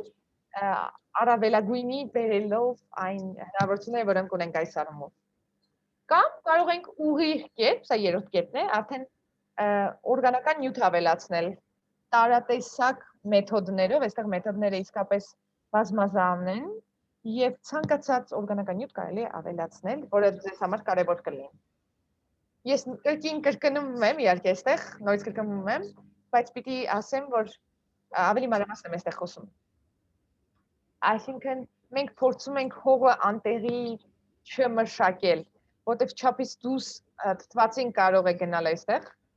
Անգլերենում մենք, եթե բարձրորեն ասենք, որ օրգանական դեկոմպոզիցիայի քայքայման կրակին յուղ ենք ավելացնում, այսինքն արագացնում ենք եւ դա պիտի չանենք։ Մեզ պետք են ծածկամշակաբույսեր կամ մշակաբույսեր, որոնք բազմամյա են կամ որոնք ամբողջ տարին են մնում այնտեղ կամ երկարաժամկետ են, սա թույլ է տալիս, որպեսզի մենք ավելի քիչ մշակենք, ավելի քիչ անհանգստացնենք հողը։ Երկրորդը կարևորն այն է, որ մեզ կարևոր է հասկանալ, թե ինչ մշակաբույս երբ տնկել, այսինքն շատ կարևոր է որպեսզի ֆոտոսինթեզը ճիշտ կատարվի ածխաթույի հետ կապված եւ տարվա ընթացքում այս շրջանառությունը ապավորելու համար մենք կարող ենք նաեւ օգտագործել բանջարեղային բույսերի դեպքում ազոտի շտկմանը վերաբերող մեթոդը, որի մասին վերևը խոսեցինք արդեն։ Սա թույլ է տալիս ստանալ օրգանիզմների զանազան համայնք, զանազանություն հողի ներքևի մասում։ Ես ուղղակի ուզում եի ձեզ ասեի, որ պատկերացրեք, ասենք, որ շատ մեծ քանակությամբ անձրև է եկել, հորդարատ անձրև է։ Եթե դուք ունեք ծածկամշակաբույսեր, էրոզիան հողի ավելի քիչ կլինի, որովհետև արմատները եւ այս ծածկամշակաբույսերը կպահեն ջրի քանակը, այսինքն մենք պիտի մտածենք ինչպես կարող ենք մեր հողային ռեսուրսները պաշտպանել։ Ես ձեզ մեծ ցուցակ եմ արդեն ներկայացրել, թե մեզ ինչն է կարևոր հողի առողջության հարցում, բայց եթե մի նախադասությամբ նկարագրենք, թե ինչ է հողի առողջությունը, սա մի բան է, որի վրա աշխատել են տարբեր կազմակերպություններ ԱՄՆ-ում, որպեսզի կարողանան գտնել ընդհանրապես մի նախադասություն, որը կտա սահմանումը, թե ինչ է առողջ հողը։ Սա շարունակական կարողությունն է հողի գործել որպես կենսական կարևոր գոյություն ունեցող օրգանիզմ, որը պահում է բույսերի, կենդանիների եւ մարդկանց կյանքը կամ հետևից նրանց գոյությունն է։ Մենք խոսել ենք օրգանական նյութի մասին, ես արդեն խոսել եմ դրա մասին, երբ որ խոսում ենք, գիտեք, հիմնականում դա ածխաթուն է, բայց ոչ միայն, ածխաթունն է, ոչ միայն, որովհետև դա ոչ միայն մեզ պիտի օգնի ավելի լավ, ասենք, ադապտացվել եւ մեր հողային տարածքը ավելի լավ ադապտացնել, բայց պիտի հասկանանք, որ կարևոր է ունենալ տարատեսակ միկրոբային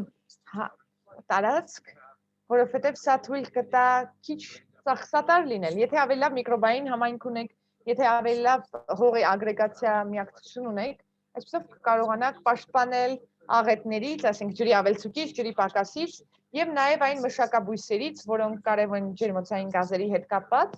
այսինքն օրգանական նյութը այստեղ մեծ կարևորություն ունի։ Ես գիտեմ, որ կրկնվում եմ, բայց սա վերադառնում է օրգանական նյութի կարևոր կետերին։ Մենք պիտի նվազեցնենք մշակումը, օգտագործենք կոմպոստ, որքան հնարավոր է, բայց ճիշտ կերպ օգտագործենք։ Սա մեզ կօգնի ադապտացվել կլիմայի փոփոխությանը, կօգնի ֆերմերներին լուծել այն խնդիրները, թե ինչպես կարելի է լուծել այն տարածքներում, որտեղ ջուրը կամ ավել է, կամ պակաս, եւ նաեւ դանդաղեցնում է, մեղմում է կլիմայի փոփոխության ազդեցությունը, որտեղ հիմնականում օրգանական նյութը ածխածին է, ածխաթթու է, ներողություն։ Եվ մենք հասկանում ենք, որ տարբեր կառավարություններ հիմա փորձում են տարբեր նախաձեռնություններ տրամադրել ֆերմերներին, որպեսզի նրանք կարողանան օգտագործել այս հողի նվիրված կարևորագույն լուծումները եւ օգնել բիզնեսներին տարբեր լուծումներ գտնել եւ սա թույլ է տալիս ավելի դիմացկուն լինել, ավելի տոկուն լինել, դիմադրողականությունը բույսերի աճեցնել քանակությամբ եւ մենք չենք կարող յուրաքանչյուր մշակաբույսի մասին խոսել, բայց շատ կարևոր է որպեսզի հողի մեջ կարողանանք ածխածինը պահել ավելի շատ եւ սա իրականում ես վերջի սլայդները ես կարծում եմ, որ ես ձեզ կուղարկեմ եւ սլայդերը եւ դուք ունենաք ձայնագրությունը, որը ձեզ թույլ կտա ավելի մանրամասն տեսնել թե ինչ մասին ենք խոսում, եթե որևէ բան բաց թողեցիք, բայց ես իրականում արդեն ավարտեցի, ես կարծում եմ, որ կարող ենք արդեն ավարտել, մի քիչ ուշացանք, հիմա ճիշտ ասած ժամանակին ավարտեցի, բայց քանի որ ուշացել էինք, չգիտեմ այլևս ժամանակին ինչ է նշանակում, մի քիչ ուշ ենք սկսել նախատեսվածից, այժմ այլևս իմ սլայդը չեմ ցույց տալիս եւ պատրաստ եմ հարցերին։ Շատ շնորհակալ եմ դոկտոր Դեվիդ, սա շատ հետաքրքիր մանրամասն պրեզենտացիա է, ներկայացում է, ես արդեն լսել էի ձեզանից մեծ ուրախությամբ եւ կարծում եմ սա իսկապես կարեւոր է, որովհետեւ դուք ցույց եք տվել այն կապը, որը կարող է թույլ տալ բարելավել հողի կենսաբազմազանությունը եւ ավելի բարելավել հողի առողջությունը։ Շնորհակալ եմ, որ այսքան լավ ներկայացում եք, հույս ունեմ, որ մասնակիցները մի քանի հարց կունենան ձեզ եւ ես կուզենայի, որպեսզի այժմ նրանք իրենց հարցերը ձեզ ուղղեն, կարողանան ձեզ ուղղել հարցերը։ Հարցերը կարող եք ուղղել, սա որպես թարգման ինչ ասեմ, կարող եք ուղղել հայերեն, ես դոկտոր Դավիթի համար միանգամից անգլերեն կթարգմանեմ։ Շնորհակալ։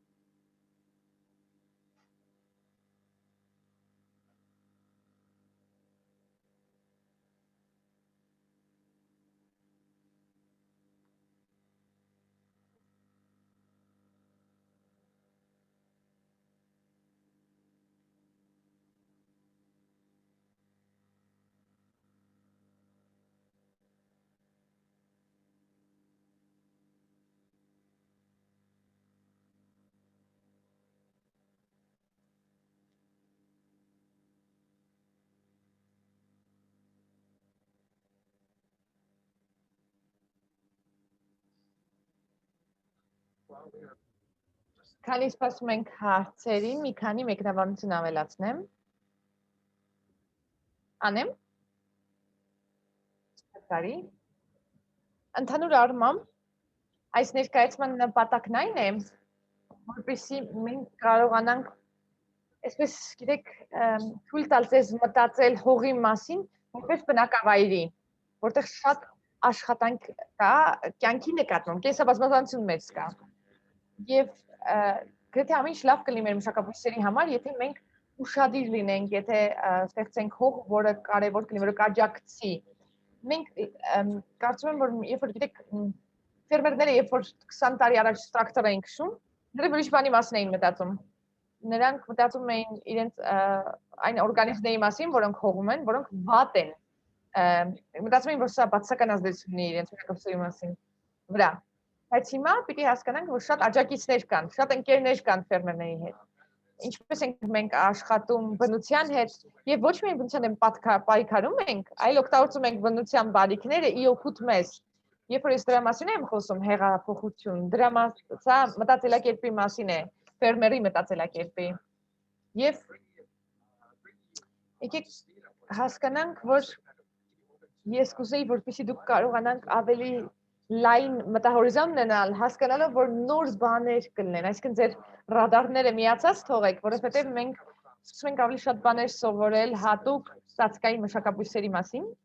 եւ հատուկենտ մշակաբույսերի, կոնկրետ մշակաբույսերի կամ ընդհանուր առմամբ այսօր մենք շատ ավելին ենք հասկանում եւ շատ ավելի բաների մասին ենք տեղեկանում, քան առաջ։ Առաջ գիտեք, հա, իհարկե շատ տարբեր տարիների ընթացքում, տասնամյակների ընթացքում մենք գիտենք, որ ասենք բանջարեղենային բույսերը ազոտի ներողության, ազոտի հարցերը լուծում են, հա, բայց այժմ նոր բաներ ենք սովորում եւ լավ կներ, որպեսզի միշտ տեղյակ լինենք, փորձենք ավելի տեղյակ լինենք։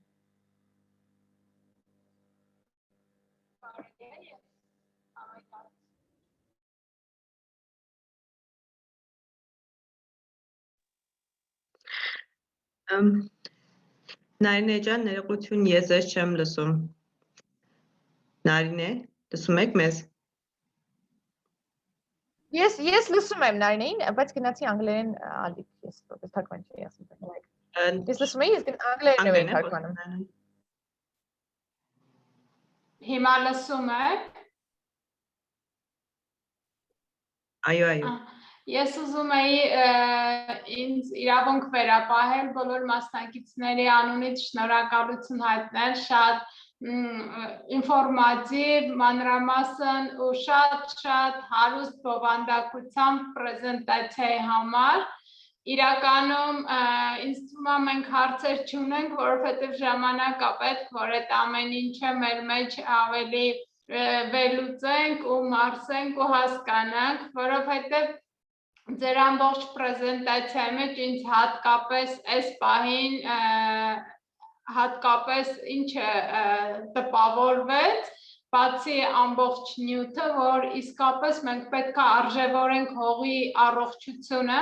որովհետև մենք բոլորս հողից ստանում ենք մեր կենսական անհրաժեշտություն ունեցող մթերքները, ու այդ հողի առողջությունը բացի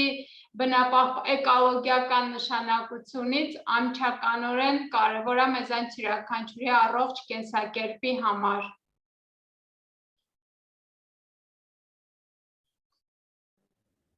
Այո։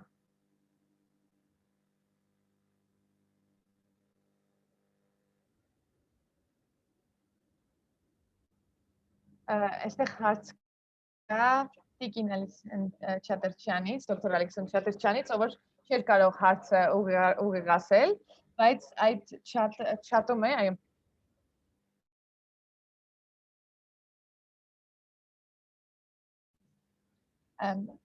Եվ հարցը հետևյալն է, ուրեմն դոկտոր Ալեքսանդր Չատրչյանը նաև Կորնել համալսարանի դասախոս է, նա դասավանդում է կլիմայի փոփոխություն եւ կլիմայի փոփոխության հետ կապված քաղաքականությունը Կորնելի համալսարանում։ Հետևյալ հարցն է. Գույություն ունի արդյոք որևէ լաբորատորիա կամ ծրագիր հողի առողջության հետ կապված Հայաստանում այնպես ինչպես գոյություն ունի Կորնելի համալսարանում, այսինքն Հայաստանում ինչպես կարող են ֆերմերները ընդգրկուն հողի թեստ կատարել, ինչ որպեսզի լաբորատորիա կա, որտեղ հողի արդյուն թեստավորում կամ փորձարկում է կատարվում։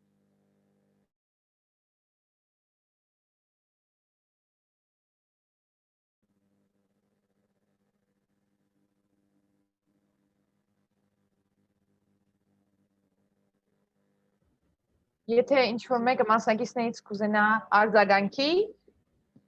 կպատասխանի այս հարցին, արդյոք մենք այդպիսի լաբորատորիա ունենք Հայաստանում։ Եթե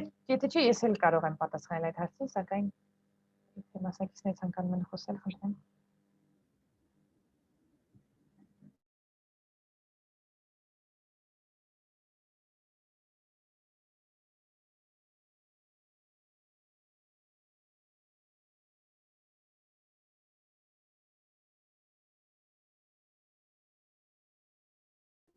Ես ուղղակի կուզենայի ավելացնել, որ այս թեստավորման լաբորատորիան Կորնել համալսարանի ԱՄՆ-ում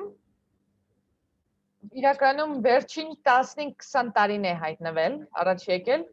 եւ մենք սկսեցինք հասկանալ, որ անցյալում, երբ որ խոսում էինք հողերի թեստավորման մասին, ֆերմերները հիմնականում խոսում էին քիմիական նյութերի մասին, այսինքն pH-ի մասին էին խոսում, ազոտի մասին էին խոսում, քիմիական տարրերն էին նայում, դա էին հիմնական տեստերի տեսակները։ Եվ սա մեզ թույլ է տալիս տեղեկություն տալ ավելի շատ կենսաբանության մասին, կենսաբազմազանության, եւ ես ինքս ասացի հողի ագրեգացիայի, կառուցվածքի, կազմվածքի մասին, բայց մեզ պետք եղավ մի քանի տարի, որպեսզի մենք կարողանանք դա անել, եւ ես վստահ եմ, կներեք, որ հասացի, ես վստահ եմ, որ Հայաստանում կան գիտնականներ, որոնք զբաղվում են դրանով, իհարկե, բայց միգուցե խնդիր կա, օրինակ մենք ամենայն այդպիսի խնդրի ենք բախվում, որ պիտի գտնենք տարբերակ, որը շատ թանկ չարժեն, որպեսզի մենք կարողանանք ֆերմերներին պրակտիկ տեղեկություն տալ։ Օրինակ, ֆերմերներին, որպեսզի մենք կարողանանք ասել, այսքան միլիոն բակտերիա կա հողի մեջ, գիտեք, դա իրենց ոչ մի կարևոր տեղեկություն չի տալիս։ Եվ շատ կարևոր է, որպեսզի մենք կենտրոնանանք հստակ մեթոդների վրա եւ գտնենք ոչ շատ թանկ թաստավորման մեթոդներ, որոնք թույլ կտան շատ պրակտիկ գործնական տեղեկություն տրամադրել։ Այսինքն սա է իսկական մարտահրավերը։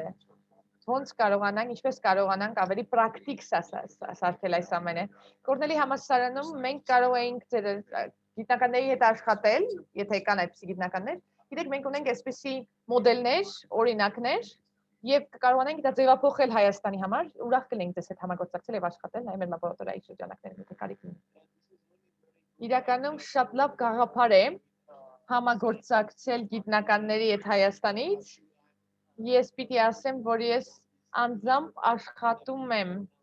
Կորնելի գիտնականներին Հայաստանի հետ գիտնականների հետ կապելու հարցերով եւ աշխատանքը այսեմ ընթացքի մեջ է։ Եվ եթե ոչ ոք չի պատասխանի դոկտոր Ալիսոն Չետրչյանի հարցին, ես կուզենայի ավելացնել, որ մենք ունենք Հայաստանում հողի հետազոտման ինստիտուտ, որը պատասխանատու է այդպիսի աշխատանքի համար։ Ես երբեք չեմ կարողացել ինքս անձամբ տեստավորում կատարել հողի այդ հետազոտական ինստիտուտում, բայց ես վստահ եմ, որ նրանք ունեն իհարկե ընդգրկուն ընդհանուր փորձ աշխատանքային հարցը այստեղ ընդհանրապես նրանում է, ինչպես պարոն Վուլֆը ասեց, դոկտոր Վուլֆը, թե ինչպես ենք մենք հետազոտություն կատարում հատուկ բաղադրիչների վերաբերյալ, բացի դրանից գիտեմ, որ կոմերցիոն կազմակերպությունները եւ լաբորատորիաները, որոնք կարող են թեստավորել հողի, ասենք, սննդարար մասերի, ասենք, ազոտի հատուկ տեստավորումը, նրանք նույնպես կարծեք կան եւ այո, այդպիսի հնարավորություններ ընձեռվում են Հայաստանում։ Մենք ձեռք ունենք, Ալա Ալեքսանյանը կարծիք ձեռք է բարձրացրել, խնդրեմ, եթե ցանկանում եք խոսել, եթե հարց ունեք, խնդրեմ։ Շնորհակալություն։ Ես կուզենայի մի բան ավելացնել։ Նախ եւ առաջ շատ շնորհակալ եմ մանրամասն ներկայացման համար։ Ես ուղղակի ուզում եի ավելացնել, որ այն վերլուծությունները, որոնք վերաբերում են ասենք հողի կենսաբազմազանությանը կամ հողի առողջությանը շատ Հայաստանում տարածված չեն եւ միգուցե կարելի է գտնել մի կամ երկու գիտական աշխատանք այդ թեմայով, որը կատարվել է միջազգային մեր գործընկերների հետ մեկտեղ, որոնք կատարվել են ցանկացած այլ լաբորատորիայում, ես չգիտեմ, Եվրոպայում կամ ԱՄՆ-ում, բայց ոչ Հայաստանում։ Ցավոք սրտի, Հայաստանում այսպիսի լաբորատորիա չկա, եւ մենք չունենք այսպես փորձ վերլուծության Հայաստանում։ Ինչ վերաբերում է այլ տեսակի վերլուծություններին հողի հետ կապված, ես պիտի ասեմ, որ Երևանի պետական համալսարանում նույնպես կա լաբորատորիա, շատ ակտիվ լաբորատորիա, որը տարատեսակ հողի վերլուծություններ է կատարում։ Նրանք էլ են բավական մեծ հաջողություններ գրանցել գիտության մեջ, բայց այստեղ միայն ֆիզիկական, քիմիական կամ մեխանիկական վերլուծությունների մասին է խոսք գնում։ Շնորհակալ եմ։ Շատ շնորհակալ եմ, Ալլա։ Շատ լավ է, որ մեզ տեղյակ պահեցիք, կարևոր տեղեկություն է, շնորհակալ ենք ձեզ։ Այլ հարցեր ունենք։ Ես տեսնում եմ, որ Էլիսոնն է գրել։ Էլիսոնը չաթում գրել է, հղում է ուղարկել մեր Կորնել համալսարանի հողի առողջության թեստավորման ձեռնարկին, կարող եք տեսնել հղումը չաթում։ Ես կարող եմ մի քիչ ավելի մանրամասն խոսել դրա մասին, թե ինչ մեթոդներ ենք օգտագործում չափման, ինչպես ենք կարողացել ստանալ այս շատ պարզ փաստաթղթերը, որոնք թույլ են տալիս ֆերմերներին հասկանալ հողի տարատեսակ կողմերը, ասենք ֆիզիկական բնութագրիչները եւ այլն։ Այնտեղ ներկայացված է մանրամասն։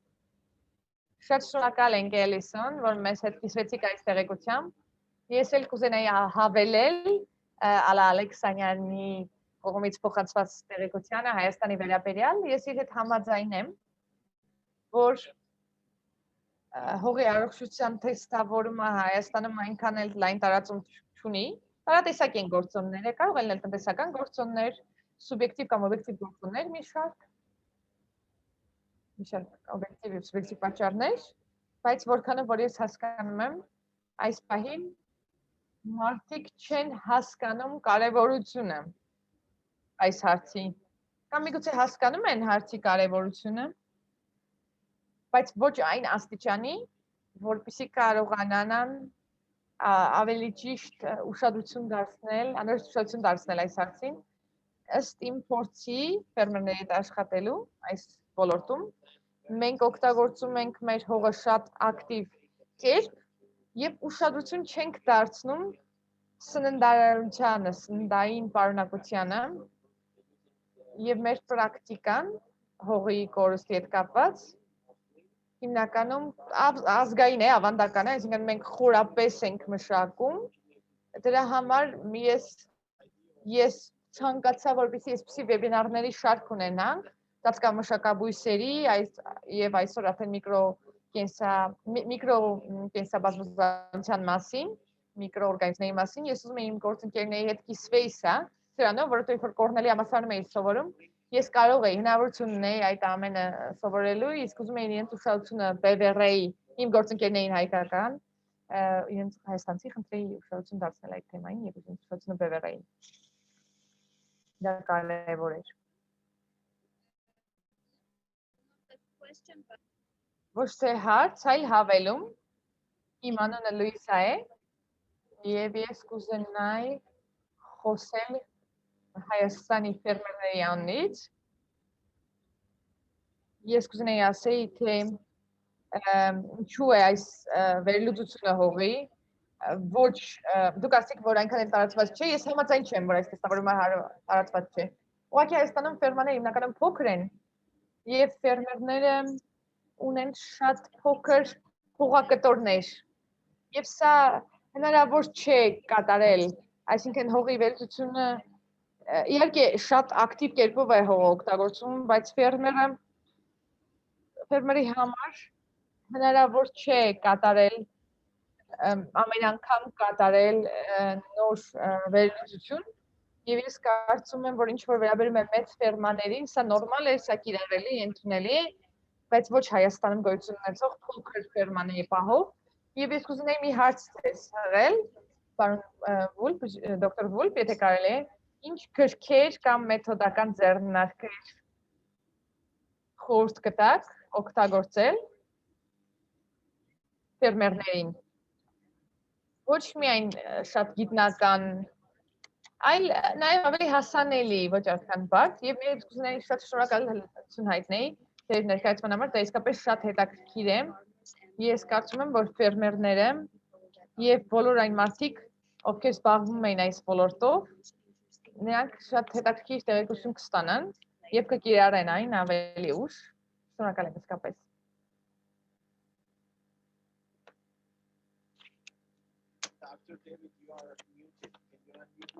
Դոկտոր Դեվիդը միկրոֆոն անջատել էր։ Հա։ Ես կարծում եմ, որ այն հղումները, որոնք իմ վերջին սլայդում ներկայացվել էին, եւ ավելի վաղ սլայդերում էլ էի սա ներառել գրքերը, երբ որ գրքերը ցույց տվեցի, այդում իմ գիրքը, գործընկերներից մեկը գրել է գիրք, որը շատ պրակտիկ ձեռնարկ է, ավելի լավ, կոչվում է Better Soils for Better Right, այսինքն ավելի լավ հող, ավելի լավ բերքի համար, եւ այնտեղ շատ պրակտիկ գործնական կերպով ներկայացված է այն ամենը, ինչ կարեւոր է, որը կարող է պետք լինել, եւ ես կարծում եմ, որ կարեւոր է, որպեսզի մենք հետևենք այս ամենին, ավելի մանրամասն, եւ օգտվենք այն ամենից, ինչը սովորել ենք, ավելի պրակտիկ գործնական քայլեր կատարենք, որպեսզի կարողանանք գալ ավելի օգտակար հողի միկրոբային աշխատանքներին։ Շատ շնորհակալ եմ պատասխանների համար եւ ես կուզենայի Լիզա Գևորգյանին շնորհակալություն հայտնել շատ լավ մեկնաբանության եւ շատ լավ հարցի համար։ Իսկապես շատ լավ է, որ մենք այդպիսի ֆերմերներ ունենք, ովքեր կամենում են ավելի սովորել եւ ավելի շատ բան իմանալ այս թեմայի շուրջ։ Ես կուզենայի ինքս ավելացնել Լիզայի ասացին, որքան հասկացա, եթե դուք ճիշտ եք իրականում, եթե ֆերման փոքր է, մարդիկ կարծում են, որ մեծ տեստավորման կարծիք չունեն, լիովին ճիշտ եք, եւ իմ կարծիքը, այլ ներկայացնողների կարծիքը այն, որ դա Հայաստանում այդքան տարածված չէ, վերաբերում է այն փաստին, որ կարևոր չէ, թե որքան հող ենք մենք օգտագործում, մենք պիտի շատ ուշադրություն դարձնենք, թե ինչպես ենք այն օգտագործում, եւ որքան երկար կկարողանանք ունենալ հողի սննդարություն, դրա համար այս վեբինարները երկու անցկացրեցինք, որպեսզի մարդիկ կարողանան հասկանալ, թե որքանով կարևոր է այս թեման եւ ուշադրություն դարձնել, բարելավել իրենց ֆերմերային գործունեությունը։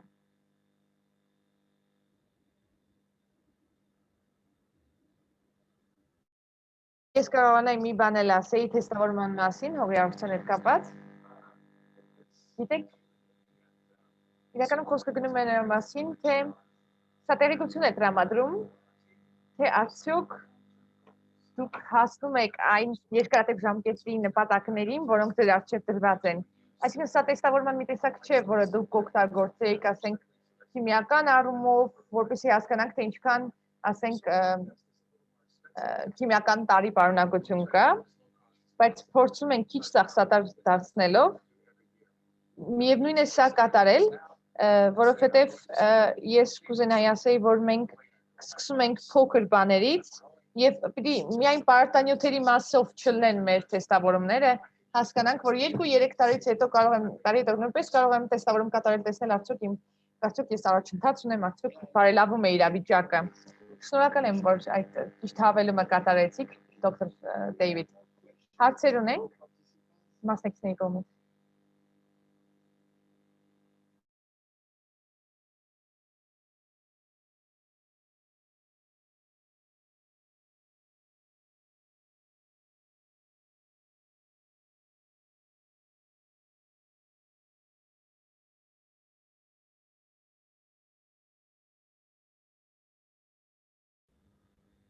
Ես ուղղակի ուզում եի ասել, որ Էլիսոնը մեր չաթում մեկնաբանություն է թողել, որը ես կթարգմանեմ, ձեր թույլատվությամբ գրել է հարգարժան Լիզա, ես հասկանում եմ, որ Հայաստանում ֆերմերների մեծ մասը շատ ֆերմաների մեծ մասը շատ փոքր են, բայց կուզենայի ասել, որ ցանկացած չափի ֆերմայի համար դա կարևոր է, որովհետև լավացնում է, բարելավում է հողի առողջությունը, եթե ծախսատարությունը նվազ լինի եւ թեստավորումը հեշտ լինի, հասանելի լինի, ապա դա հնարավոր կլինի ԱՄՆ-ում յուրաքանչյուր հատված ունի իր յուրաքանչյուր այսպես տարածաշրջան ունի հատուկ գրասենյակ, որը առաջարկում է հողի թեստավորում, ասենք պարտեզով զբաղվող մարդկանց, նույնիսկ ֆերմերների, ավելի փոքր մասշտաբի ֆերմերներին եւ այն մարդիկ, ովքեր պարտեզ ունեն, բերում են մի փոքրիկ հատված իրենց հողից այդ գրասենյակ եւ այնտեղ Կորնելի լաբորատորիայում կատարվում է ուսումնասիրություն, վերլուծություն եւ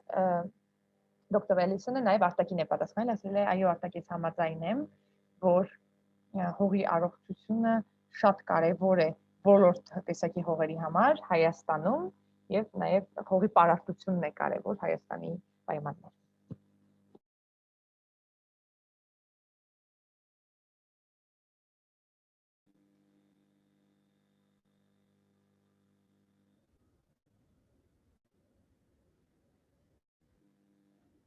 Չաթի բոլոր մեկնաբանությունները թարգմանվել են։ Այժմ եթե հարցեր կան մասնակիցների կողմից, որոնց չենք պատասխանել, խնդրեմ։ Այո, ես հարց ունեմ։ Կարող եք ինձ լսել։ Այո, մենք ձեզ լսում ենք։ Խնդրեմ Սարգիս։ Բարև բոլորին։ Եվ պարոն Դեվիդ, շնորհակալություն եմ ուզում հայտնել շատ հետաքրքիր ներկայացման համար։ Ինչպես Արտակը ասեց, գիտեք, որ մշակաբույսերի մշակումը Հայաստանում, մեր երկրում, իրականում Հայաստանում շատ է հողը շատ է մշակվում, այսինքն 1-2 անգամ տարվա ներողություն ընթացքում դա կատարվում է եւ մեզ անհրաժեշտ են այդ վայելահու հետ կապված եւ մեզ անհրաժեշտ է առաջարկել մեր ֆերմերներին գործնական պրակտիկ քայլեր, որոնք թույլ կտան հողի պարարտությունը բարձր պահելու, այսինքն ինչ եք առաջարկում, ինչպես կարելի է այս բալանսը պահել, ինչպես կարելի է հողի օրգանիզմները, ինչպես դուք ասեցիք մեր ընկերները հողի մեջ, ինչպես կարող ենք իրենց չվնասել, որտեղ ինձ համար նպաստավոր միկրոօրգանիզմներ են, ինչպես կարող ենք պայքարել թշնամիների դեմ եւ օգնել եւ չվնասել ընկերներին հողի մեջ։ Մենք միևնույն է վերադառնում ենք ընդհանուր առմամբ այս 3 հիմնական թեմաներին, որոնց մասին ասել եմ։ Ինչպես ասել եմ, վարելահողի հետ կապող այսինքն վարելային գործընթացների նվազեցումը եւ երբեմն սա կարող է թանկ լինել, նայած թե ինչ գործողություն է կատարում ֆերմայում, բայց գոյություն ունեն տարատեսակ սարքավորումներ, որոնք դες պետք է լինի գնել։ Օրինակ, հիշում եք, երբ որ խոսքը գնում էր այսպես շերտավորված հողի շերտավորված մշակման մասին, վարելամշակման մասին, դա մի օրինակ էր այդ։ Այսինքն մշակվում է միայն այն մասը, որը անհրաժեշտ է, եւ այժմ շատ տարբեր ֆերմերներ ոչ երբ որ իրենց աշնանային ձմեռային ծածկա բույսերը մահանում են, նրանք արդեն սկսում են աճեցնել այն մշակաբույսերը, որոնք անհրաժեշտ են գումար վաստակելու համար, վաճառքի համար։ Բայց նրանք դա ճիշտ չեն անում։ Գիտեք ինչ են անում, վերցնում են ուրեմն այդ մնացորդները եւ վերացնում են դրանց։ Ուրեմն մենք ունենք նորատես, որպեսզի սխալ քայլեր չանեն, այդ մնացորդների հետ կապված հետեւյալ տեխնիկան գոյություն ունի, շատ մանրամասն չեմ ասնի, բայց ինչեւ է գոյություն ունի մեթոդ, որը թույլ է տալիս ավելի լավ տեխնիկապես ճիշտ անցում կատարել այս ծածկա մշակաբույսերից մինչև հողի համար, գումարի համար, վաճառքի համար ստեղծված մշակաբույսերի։ Եվ Էլիսոնի ուղարկած փաստաթղթում դա կտեսնեք չաթի մեջ։ Այո, բայց ես ուզում եի ասել, որ մեր գյուղերում ֆերմերները ունեն ինչ-որ գործիքակազմ, եւ երբ որ դուք ասում եք վարելահող մշակելը հողի, պետք է նվազեցնել, տարին 2 անգամ մշակում են, ինչ պիտի անեն։ Չանեն, Ընդհանրապես չանեն, թե տարին մեկ անգամ անեն, եթե հաշվի առնենք, թե իրենք ինչ ունեն հիմա այժմ, ինչ կարող է անել ֆերմերը, ինչ կարող ենք մենք առաջարկել ֆերմերներին եւ սա նաեւ որպեսզի թանկ չլինի կարողանան հեշտությամբ ընդունել սա, որտեղ մենք փոխում ենք մշակույթը կարծեք։ Պիտի ասեմ, որ սովորաբար 2-3 տարի է տեղի ունենում այդ համակարգին անցումը, մի տարում չեք կարող դա անել, ու չեք կարող ասել ես ընդհանրապես չեմ պատասխանում վարել հողը, կամաց պիտի դա նվազեցնեք եւ այն կարծում եմ որ տրակտորով հողը մշակելիս ֆերմերները պիտի իրենց հարց տան, ինչի եմ ես սա անում։ Արդյոք դա իսկապես կարևոր է։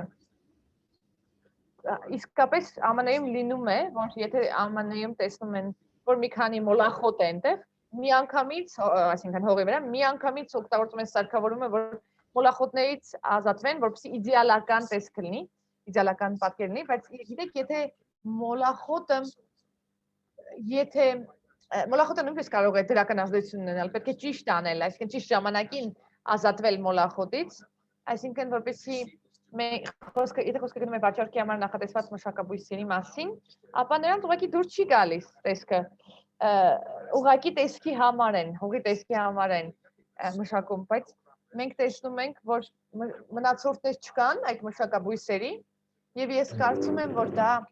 հողի վարման նվազեցման պիտի լինի։ Այսինքն դուք ուզում եք ասել, որ մշակաբույսերի հետ կապած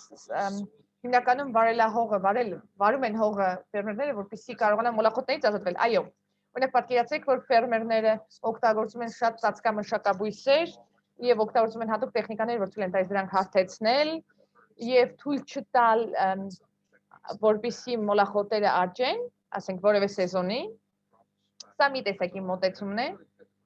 Իհարկե, շատ կարևոր է, թե ինչ հստակ տեսակի մշակաբույս են աճեցնում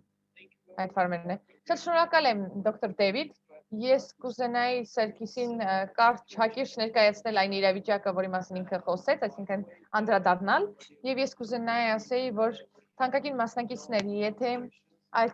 եթե այլ հարցեր չկան, ես կուզենայի ձեզ շնորհակալություն հայտնել։ Դոկտոր Դեվիդին շնորհակալ եմ ֆանտաստիկ իր գերազանց ներկայացման համար այս թեմայի շուրջ։ Շատ շնորհակալ եմ մեզ աջակցելու համար եւ այս վեբինարին մասնակցելու ձեր ժամանակի համար, դոկտոր Վուլֆ։ Շատ կարևոր թեմա է մեզ համար, մեզ լսողների համար եւ ես հույս ունեմ, որ մենք կկարողանանք ստեղծել շատ կարևոր արդյունավետ համակարգում եւ աշխատանք կորնել հավասարանի գիտնականների եւ Հայաստանի գիտնականների միջև մենք իրականում շատ փոխանցելու, միմյանց փոխանցելու բան ունենք, մեր գործընկերները, ձեր գործընկերներին, ձեր գործընկերները, մեր գործընկերներին համար, ես կարծում եմ, որ այսպեսով շատ հաջողակ կլինի, փոխադարձ հաջողակ կլինի մեր համագործակցությունը, համագործակցության մեր եզրերը։ Իմ անունից ես եւ իմ կողմից ես կանեմ հնարավորինս, որպեսզի կարողանանք ունենալ այս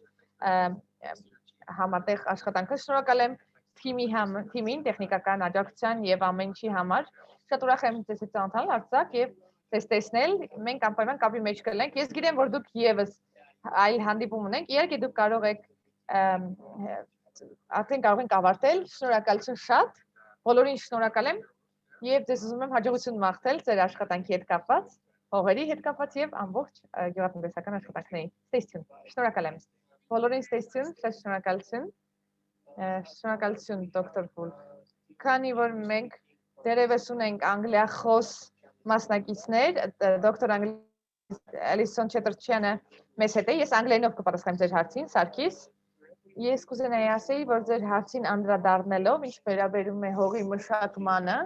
եւ այդ տեխնոլոգիաներին, պիտի ասեմ, որ մեր նախկին վեբինարը, որը վերաբերում էր ծածկամշակաբույսերի կիրառմանը, իրականում ցույց է տվել այնտեղ կոնկրետ օրինակներ ենք կարող տեսնել, թե ինչպես կարելի է օգտագործել ուրեմն ծածկամշակաբույսերի խառնուրդ, կառավարել եւ թույլ չտալ, որպեսզի մոլախոտները գերաճ ունենան եւ երբ որ դուք աճեցնում եք հստակ մշակաբույսեր, ծածկաբույսեր, ճակերտների մեջ, այսպես ասենք, նրանց կարելի է սպանել եւ դրանից հետո եթե փորձում եք արդեն աճեցնել այն մշակաբույսերը, որոնք նախատեսվում են վաճառքի համար, Սա թույլ է տալիս ծածկամշակաբույսերին կատարել իրենց գործառույթը, այսինքն նվազեցնել այն մոլախոտները, որոնք աճում են եւ շատացնել վաճառքի համար նախատեսված մշակաբույսերը եւ իրենց համար բարելավել իրավիճակը եւ այսպեսով մենք կարողանում ենք հողը չվարելով միևնույն լուծում տալ մշակաբույսերի այս հարցին։ Սա կատարվում է ԱՄՆ-ի ֆերմերի կողմից, շնորհակալ եմ Արտակ։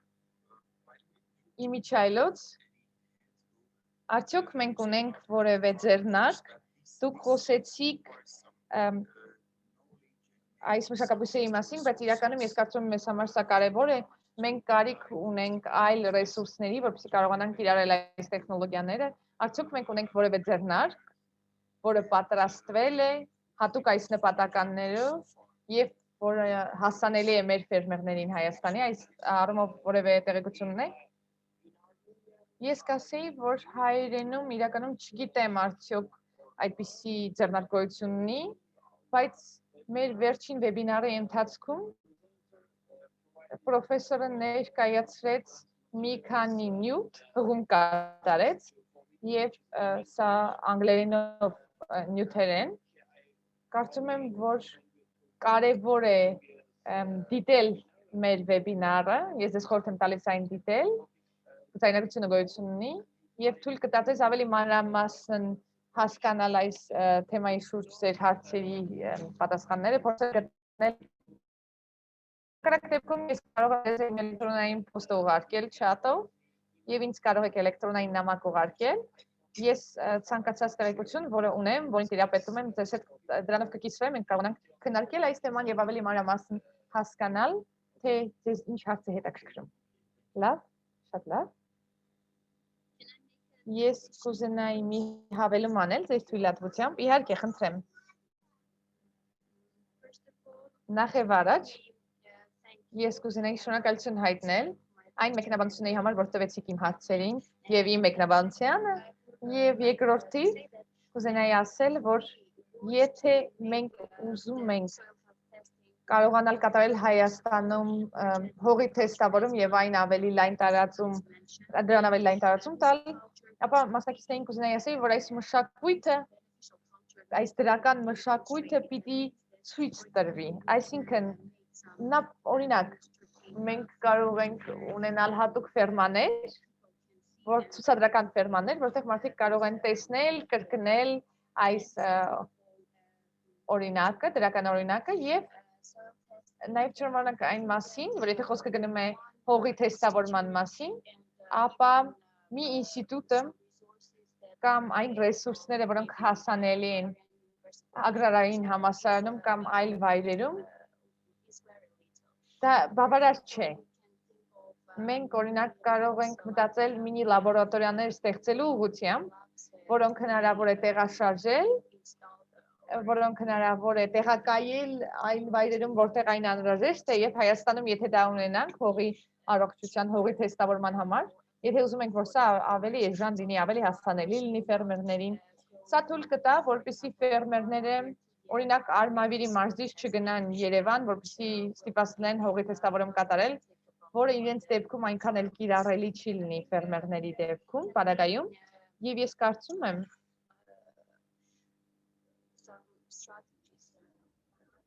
որ կարող ենք ստեղծել ինչ-որ ռազմավարություն, որը կիրառելի կլինի ֆերմերների համար, եւ որպեսզի եւ ֆերմերները եւ գյուղատնտեսությունը ընդհանուր առմամբ դառնան ավելի արդյունավետ։ Շնորհակալ եմ։ Թանկագին Լուիզա Գևորգյան, ես հիացած եմ, շնորհակալ եմ ձեր շատ կարևոր մեկնաբանության համար, ձեր արժեքավոր ներդրման համար այս վեբինարին։ Դուք լիովին իրավացի եք, մենք պիտի ունենանք այդպիսի փոքրիկ հողակտորներ, որպեսզի կարողանանք մշակույթի մեջ փոփոխություն մտցնել։ Ես 100% ձեզ հետ համաձայն եմ եւ իմ գործընկերները, ովքեր այս վեբինարին մասնակցում են, կհամաձայնեն, վստահ եմ։ Իմ չայլոց կուզենայի կատարվում է մի փոքր գրանտի շրջանակներում, որը ինձ տրամադրել է Humphrey ծրագիրը։ Ես 500 մասնակիցներից մեկից մի հաղթողներից մեկն եմ, 500-ից 14-ը հաղթել էին եւ ես 14-ից մեկն եմ։ Այս փոքրիկ գրանտը թույլ է տվել ինձ ստեղծել մի փոքրիկ հողակտոր Արարատի դաշտավայրում, որը ես ֆերմերների հետ համագործակցել եմ, մենք այդտեղ ունենանք ծածկամշակաբույսեր, որոնք հասանելի են Հայաստանում, որոնք գոյություն ունեն Հայաստանում։ Նկատի ունեմ, որ օրենքի մեր երբ ես ասում եմ, որ թույլատրվում են, սրանք արձանագրված են, այսինքն իրավունքի սահմաններում, իրավական դաշտում գոյություն ունեցող են, եւ մենք այստեղ կիրառում ենք մի խառնուրդ 5 բազմամյա բույսի, մշակաբույսի, եւ հաջորդ անգամ, երբ որ աշխատանքները կատարվեն, մենք կօգտագործենք ինտեգրացված, մենք կենդանիներին էլ կբերենք այս հողակտոր, որպեսզի մենք ունենանք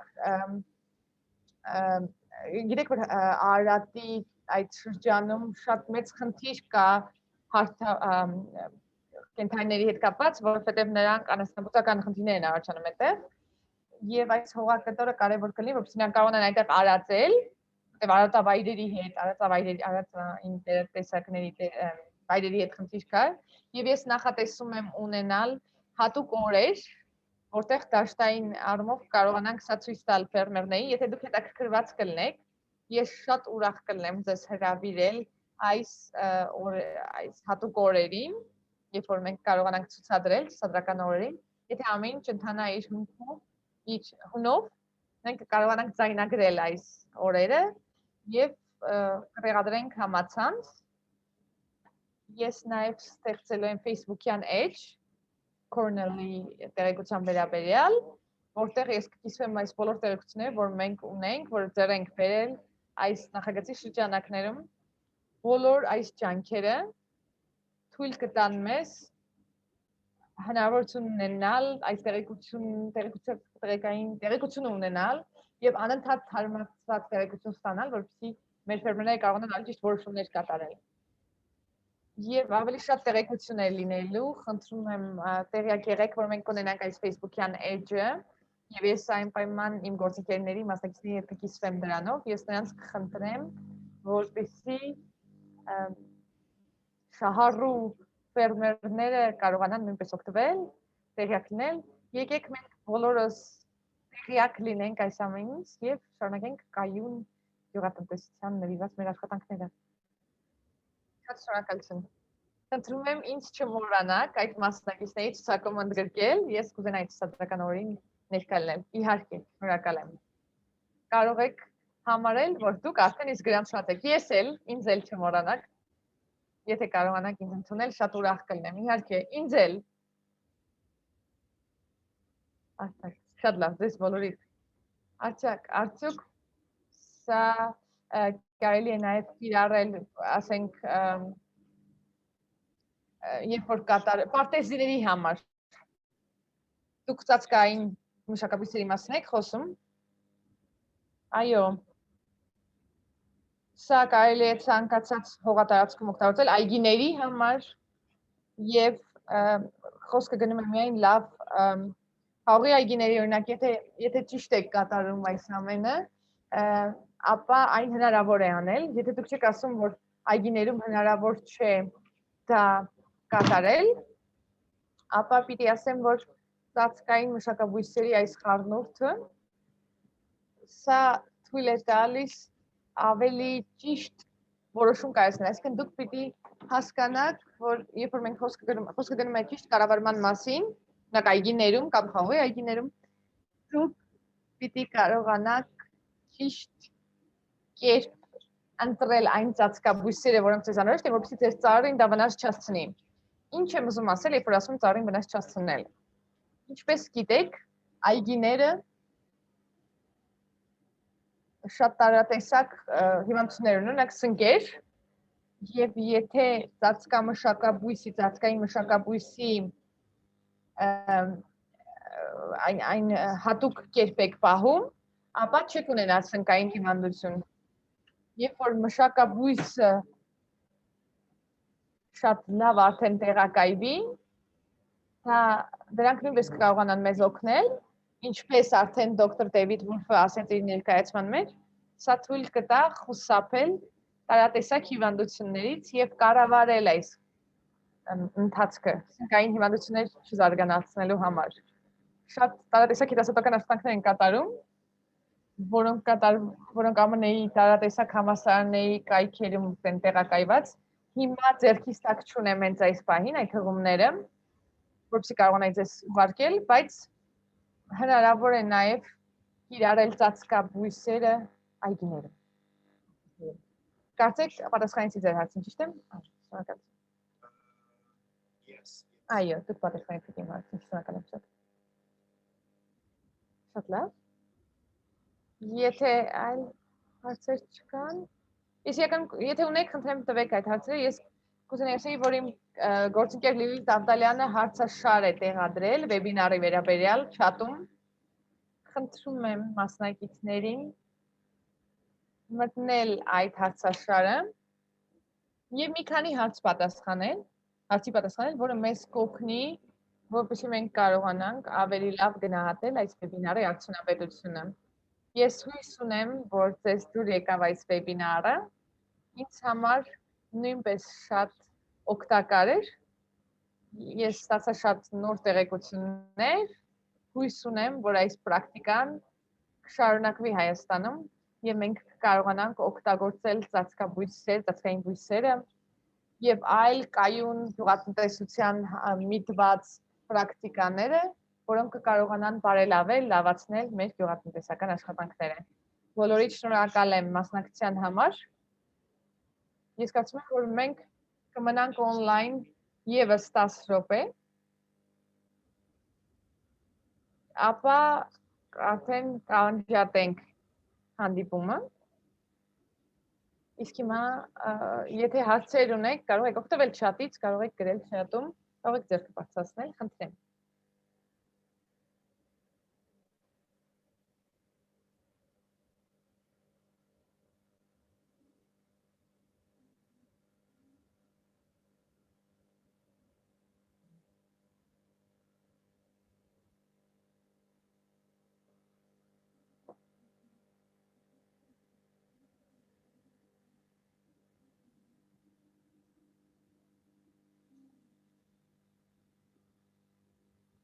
Նախքան սպասում ենք հաջորդ հարցին, կուզենամ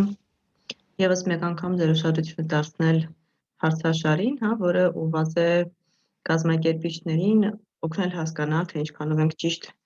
կազմակերպել հանդիպումը եւ ընդհանրապես ինչ հասկացանք այսօրվա հանդիպումից։ Շատ օգնած կլինեք, եթե վերջին հղումով, որ տեղադրվեց չաթում, մտնեք եւ լրացնեք։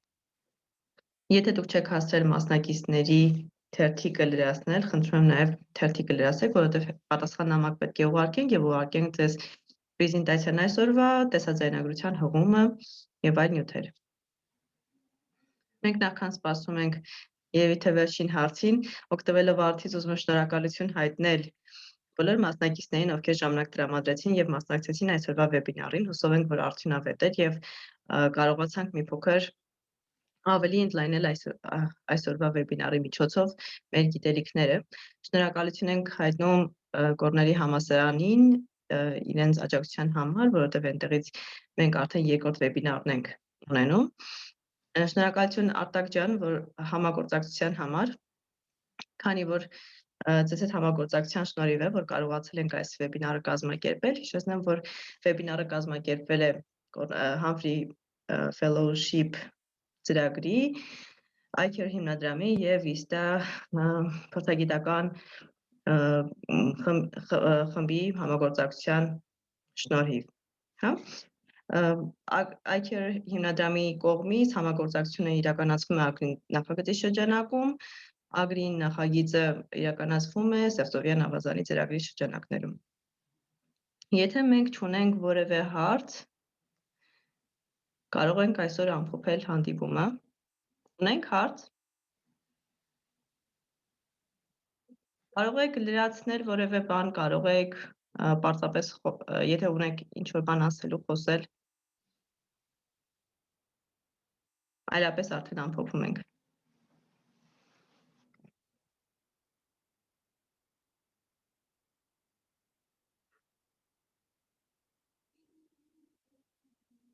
Լիլիթ, ուղղակի կուզենայի մի քանի բառ ավելացնել, Եվ ես կուզենայի շնորհակալություն հայտնել դոկտոր Էլիսեն Չետերչյանին իր օգնության համար, որտեղ նա միշտ օգնում է սատար է լինում կազմակերպելու այս վեբինարը եւ ստեղծելու այսպիսի կապ ներկայացնողների հետ։ Դոկտոր Էլիսեն Չետերչյանը ինձ իսկապես շատ է օգնել, երբ որ ես ուսուցանում էի Կորների համալսարանում եւ նա թույլ տվեց ինձ ծանոթանալ այս շատ լավ բարձրակարգ մասնագետների հետ, դասախոսների հետ։ Այս կապն էլ տեսեք հետեւողական եղավ, ես հույս ունեմ, որպեսզի մեր համագործակցությունը դոկտոր Չետերչյանի հետ շարունակվի, շարունակական բնույթ կունենա եւ Հայաստանի գիտական համայնքը, հանրությունը, ֆերմերները կարողանան զարգանալ։ Ես անձամբ աշխատել եմ Էլիսեն Չետերչյանի հետ կատարելով հետազոտություններ, հետազոտական աշխատանքներ Հայաստանում կլիմայի փոփոխության վերաբերյալ Հայաստանում հունվարին 2020 թվականի եւ ես Հայաստանով շատ ճանապարհորդեցի այն կատարելիս, այդ հետազոտությունը կատարելիս պիտի ասեմ, որ դոկտոր Չետերչյանը իսկապես շատ է սիրում Հայաստանը։ Շատ շնորհակալ եմ Էլիսեն ձեզ։ Ընտրեմ։ Ուզում եմ տեղեկացնել, որ հանդիպումը, ինչպես նկատել եք, տեսաձայնագրվում է եւ դասախոսի եւ մասնակիցների թույլտվությամբ մենք տեսաձայնագրությունը տեղադրելու ենք iCare-Agree YouTube-յան էջում եւ հղումը անպայման կուղարկենք մասնակիցներին պատասխան նամակով։ Իսկ այս պահին կարծում եմ, որ երևի թե ամփոփենք Արտակ ջան, ինչ կարծիք եք։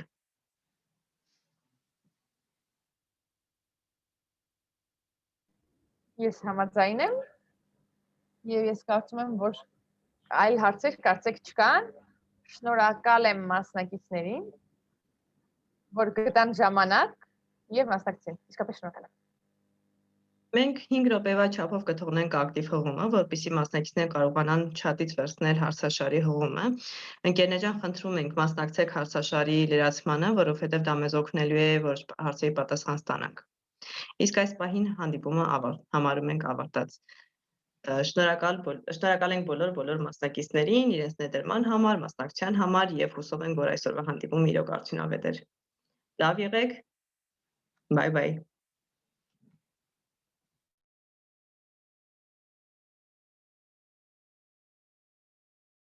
Լիլիթ, միայն տեխնիկական հարց, անջատենք ձայնագրությունը։ Կարծում եմ այո Արտակ ջան, որովհետև բովանդակային որևէ ներդրում այլևս չի լինելու։ Շատ լավ։